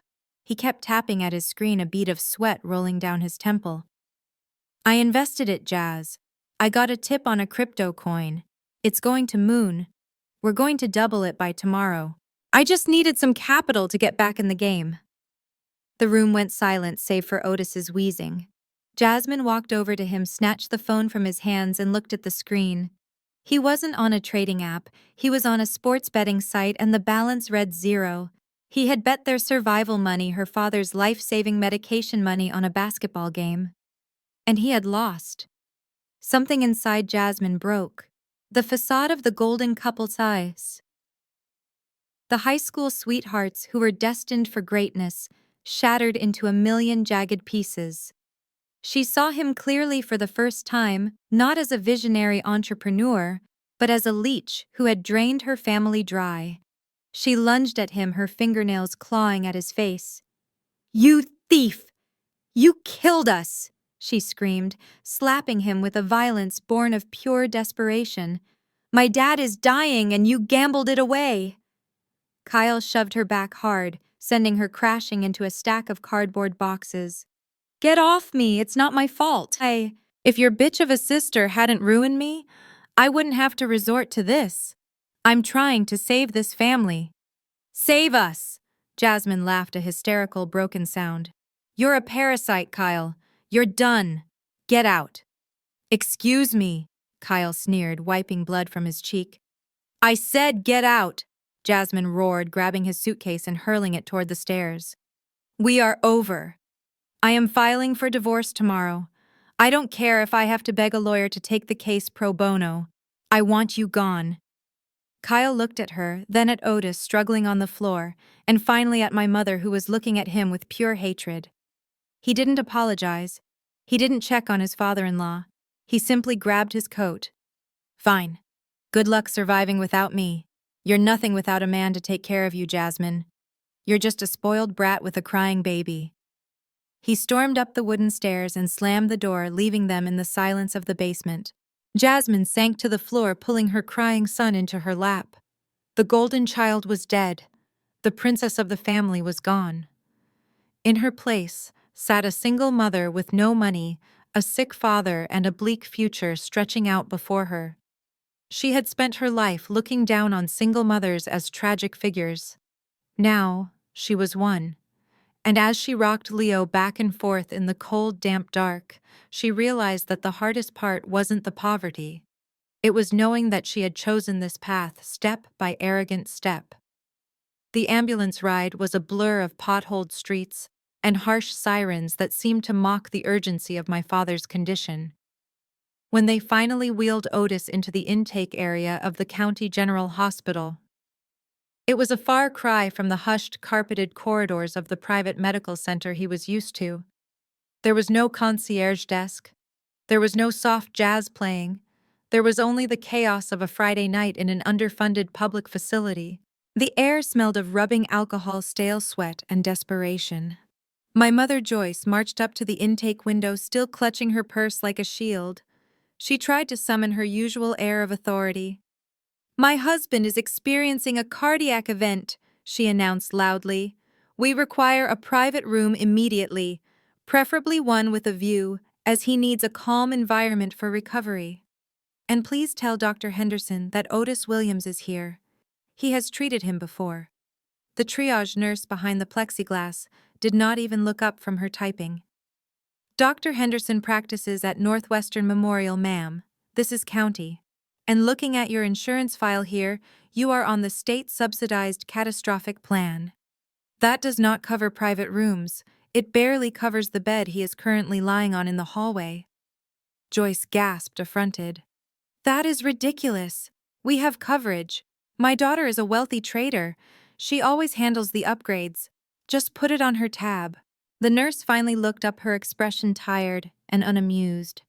"The file says the primary policyholder is Otis Williams. There is no other guarantor listed. Unless you want to provide a credit card for a $5,000 deposit right now, he stays in the general ward. Next, please." They wheeled Otis past the overflowing rooms and parked his gurney in a crowded corridor next to a man who was coughing violently. When Otis finally fluttered his eyes open, he did not see a bouquet of lilies or a smiling specialist. He saw a flickering fluorescent light buzzing above his head and a water stain on the ceiling shaped like a grimace. His chest felt heavy, like an elephant was sitting on his rib cage, but the pain in his heart was sharper. He looked around, expecting to see me. 2 years ago, when he had a minor palpitation scare, I had him in a VIP suite within an hour. I had hired private nurses. I had brought him his favorite soup. I had sat by his bedside holding his hand while he complained about the thread count of the sheets. Now he looked to his left and saw Joyce arguing with a janitor about the floor being sticky. He looked to his right and saw Jasmine scrolling through her phone, her face illuminated by the blue light, looking bored and annoyed that her evening had been interrupted. "Nia," Otis whispered, his voice a dry rasp. Joyce stopped arguing and looked down at him. "She is not coming, Otis. Stop asking for her. She abandoned us, remember? You are stuck here because of her selfishness." Otis closed his eyes as a tear leaked out and rolled into his ear. The realization hit him harder than the heart attack. It wasn't selfishness, it was survival. I hadn't abandoned him. I had simply stopped paying for the privilege of being abused. He remembered how he had called me cold, how he had called me ungrateful. Now, lying on a thin stretcher in a drafty hallway covered by a scratchy blanket, he finally understood the value of the daughter he had thrown away. He was not a patriarch anymore. He was just an old man with bad credit dying in a hallway surrounded by the family he chose, and for the first time in his life, he realized he had chosen wrong. The monitor beeping steadily beside him was the only thing in the room that seemed to care if he lived or died. Autumn in Paris was a symphony of burnt orange leaves and crisp air that smelled of rain and roasted coffee.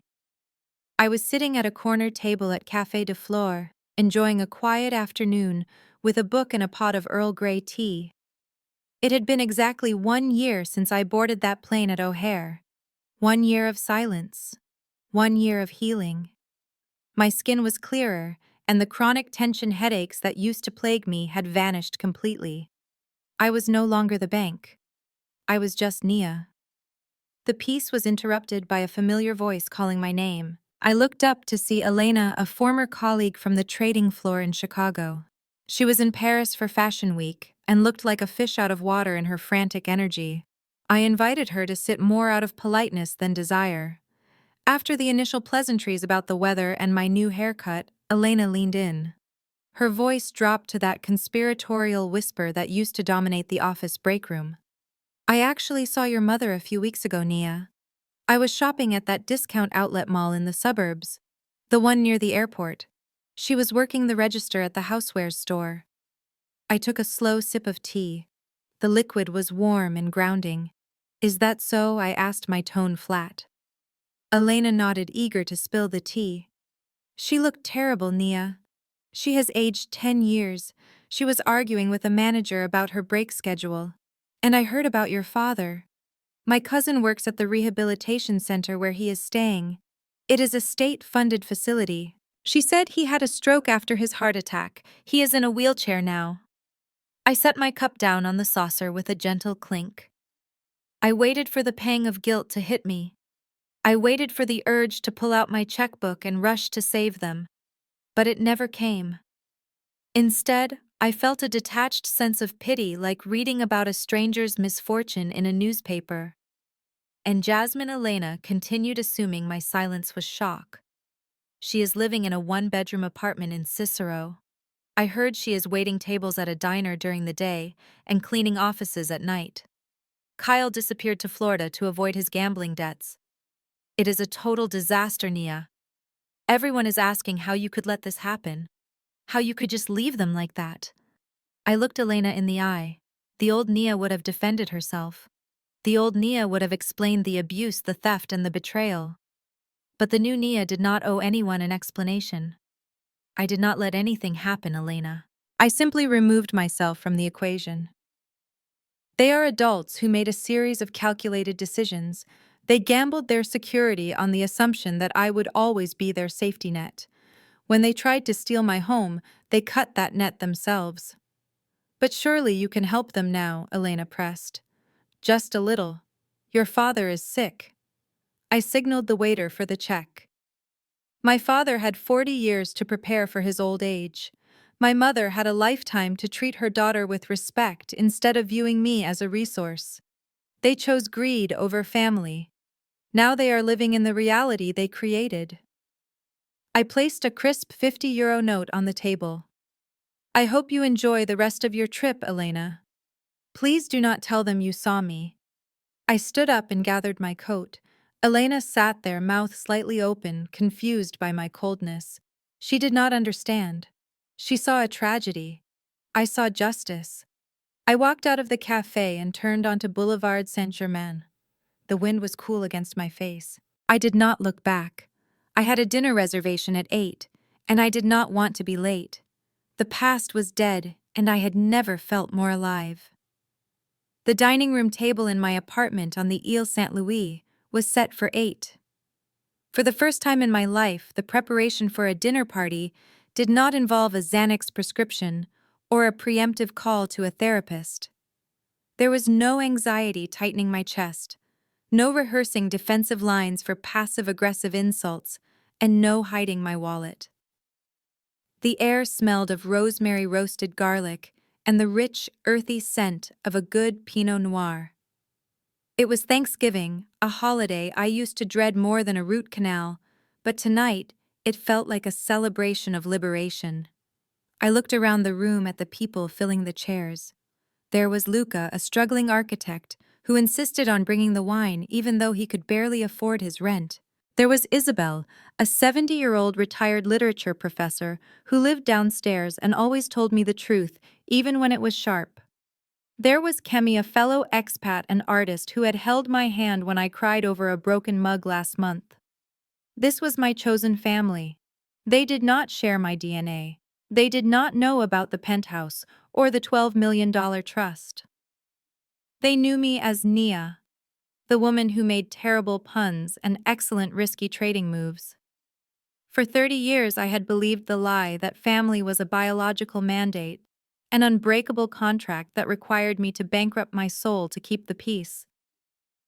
I thought my worth was calculated by how much I could provide, how much I could fix, and how much abuse I could absorb without complaining. I spent decades trying to buy the love of people who viewed me as an asset class rather than a human being. I was an investment to my parents, a safety net to my sister, and a rival to my brother-in-law.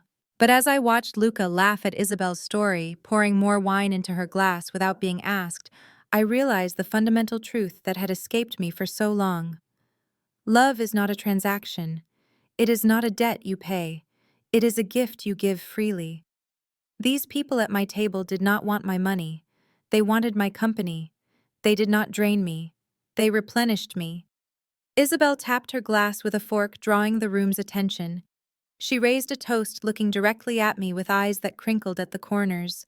To Nia, she said warmly, for bringing us together, and for having the courage to rewrite her own story. I felt a lump in my throat, but it wasn't fear. It was gratitude. I raised my glass. I didn't think about the cold basement in Chicago. I didn't think about my father in the state hospital or my sister scanning groceries. Those were the characters in a book I had finished reading. I had closed the cover and put it back on the shelf. To the family we choose, I said, my voice steady and clear. We clinked glasses, the crystal singing a clear, pure note that resonated through the warm apartment. I took a sip of the wine. It tasted complex, full-bodied, and sweet. It tasted like freedom. I was finally home, not in a place, but in a feeling. And for the first time in my life, I was exactly enough, just as I was. The laughter from my dinner party still lingered in the warm air of the apartment as I stood by the window looking out at the darkened streets of Paris. The reflection in the glass was mine, but for a split second the image shifted. I was no longer looking at the confident woman in a silk blouse. I was looking back at a ghost. My mind drifted back to the catalyst. It was Christmas Eve 2 years ago. The memory was sharp and cold like a shard of ice. I was standing in my parents' living room in Chicago. I had spent 6 months planning the ultimate gift for them. I had worked 80-hour weeks and sacrificed my own vacation to make it happen. I handed my father a thick red envelope. My hands were shaking with anticipation, waiting for the tears of joy, waiting for the hug that would finally tell me I was good enough. Otis opened the envelope. Inside was the deed to their house, stamped paid in full. I had secretly paid off the remaining $200,000 of their mortgage. I watched his face. He did not smile. He did not cry. He looked at the paper and then looked over at Kyle, who was sitting on the sofa drinking my expensive scotch. Well, that is good. Otis grunted, tossing the deed onto the coffee table like it was a junk mail flyer. This frees up the equity. I blinked, confused. Dad, I paid it off so you can retire. So you do not have to worry about payments. My mother Joyce chimed in from the kitchen, cutting a slice of pie. Don't be naive, Nia. Since the house is clear, we can take out a home equity line of credit. Kyle has a fantastic investment opportunity in commercial real estate. We were maxed out before, but now the bank will loan to us against the house. This is perfect timing. My stomach dropped. I had just spent a fortune to secure their future, and they were already planning to leverage it to fund another one of Kyle's gambling addictions. I looked at Kyle. He raised his glass to me with a smirk. Thanks for the seed money, Nia. You finally made yourself useful. Jasmine looked up from her phone. Wait, so Mom and Dad get a paid-off house and Kyle gets a loan. What do I get? I specifically asked for the Celine bag in beige, not black. You never listened to me, Nia. You are so thoughtless. I stood there in the center of the room, surrounded by torn wrapping paper, and realized I was completely invisible. I was not a daughter or a sister. I was a resource. I was an ATM machine with a heartbeat. If I died tomorrow, they would not mourn me. They would mourn the loss of my income. I excused myself and walked to the guest bathroom. I locked the door and turned on the faucet to mask the sound of my breathing. I looked at myself in the mirror. My eyes were red, but I did not cry. That was the moment the sadness died and the resolve was born. I washed my face with cold water and made a silent vow to the woman in the glass. I promised her that I would never buy their love again. I promised her that I would save myself. Back in Paris, I touched the cold window pane, bringing myself back to the present. The ghost in the reflection faded, leaving only me. I smiled. That Christmas broke my heart, but it also set me free. It was the night I stopped being their victim and started writing the ending to their story. I turned away from the window and the ghost of my past walking back toward the center of the room where the candlelight flickered against the crystal glasses. The laughter of my friends. My real family drifted in from the balcony, a melody of genuine joy that I had never heard in the penthouse on the 51st floor. I paused, feeling the weight of the silence in the room, and for the first time, I looked directly into the camera lens. I looked past the fourth wall, staring straight into the eyes of anyone watching who felt the heavy, suffocating chain of obligation around their neck. "I know what you are thinking," I said, my voice calm and intimate, stripped of all pretense. "You think I was ruthless. You think that leaving them in that basement, stripping them of their status, and watching them fall was an act of vengeance. But you are wrong. It was not vengeance. It was a rescue mission. The only person I could save was myself." I walked slowly toward the lens, the background blurring into soft bokeh.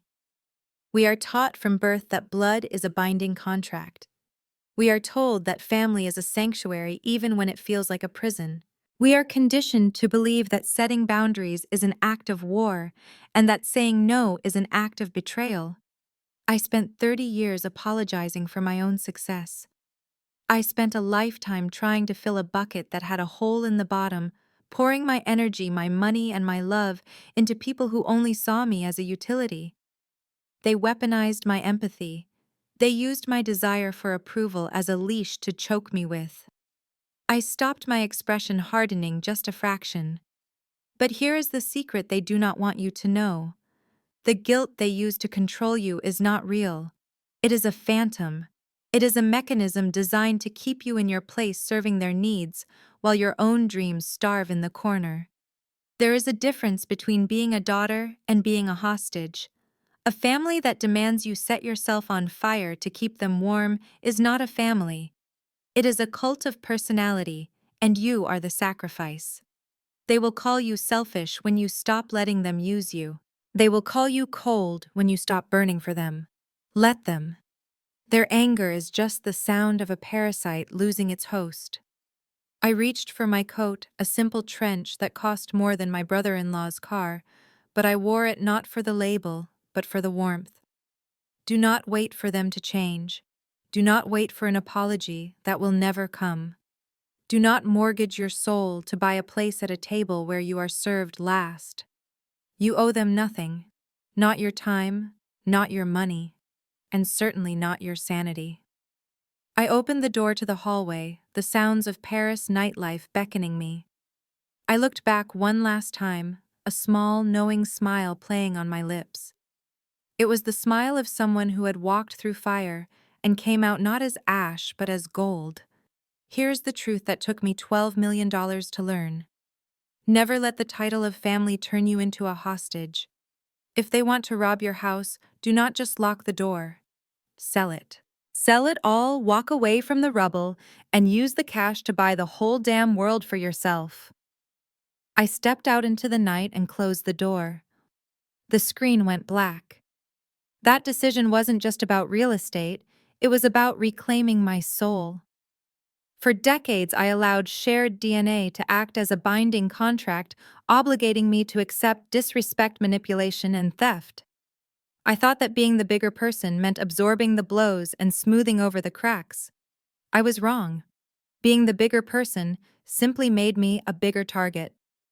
When they came for my home, they weren't just trying to take 4 walls and a roof, they were trying to strip away my security, my independence, and my hard-won stability. They thought I would fold because I always had. They thought the fear of being an outcast would force me to hand over the keys. But they forgot that an outcast is just someone who has been freed from the rules of a rigged game. Selling that property was the most liberating check I ever cashed. I took that money and invested it in myself, in my business, and in a future where their voices are nothing but distant static. I built a life so loud with joy and success that it drowned out their criticism. And the irony is delicious. By trying to leave me with nothing, they pushed me to acquire everything. I stopped looking for a seat at their table and built my own banquet hall. Now I am surrounded by a chosen family, people who celebrate my wins without jealousy and support me through losses without judgment. These are bonds forged in respect, not obligation. That is what real family looks like. So to anyone watching this, who feels trapped by the weight of expectation, who feels like they are drowning in guilt trips and gaslighting, listen to me. Your mental health is more valuable than their comfort. Your boundaries are not an act of war. They are an act of self-preservation. You do not owe anyone your happiness, your assets, or your peace of mind simply because you share a last name. Walk away. Let them call you selfish. Let them call you cold. Let them paint you as the villain in a story they are writing to hide their own shame. You will be too busy enjoying your freedom to care. Cut the cord, cash the check, and go live a life so beautiful it makes them weep. You deserve the world, so go out there and buy it. The most profound lesson from this journey is that shared DNA is not a lifetime pass for disrespect or exploitation. We often cling to toxic family dynamics out of a misplaced sense of obligation, fearing the guilt of walking away more than the pain of staying. But true freedom begins the moment you realize that boundaries are not acts of war. They are acts of self-preservation. You do not owe anyone your peace, your assets, or your future. Sometimes burning a bridge is the only way to light your path forward. Choose yourself unapologetically. If you've ever had to choose your peace over family expectations, hit that subscribe button and share your story in the comments. Let's build a community that values respect over blood.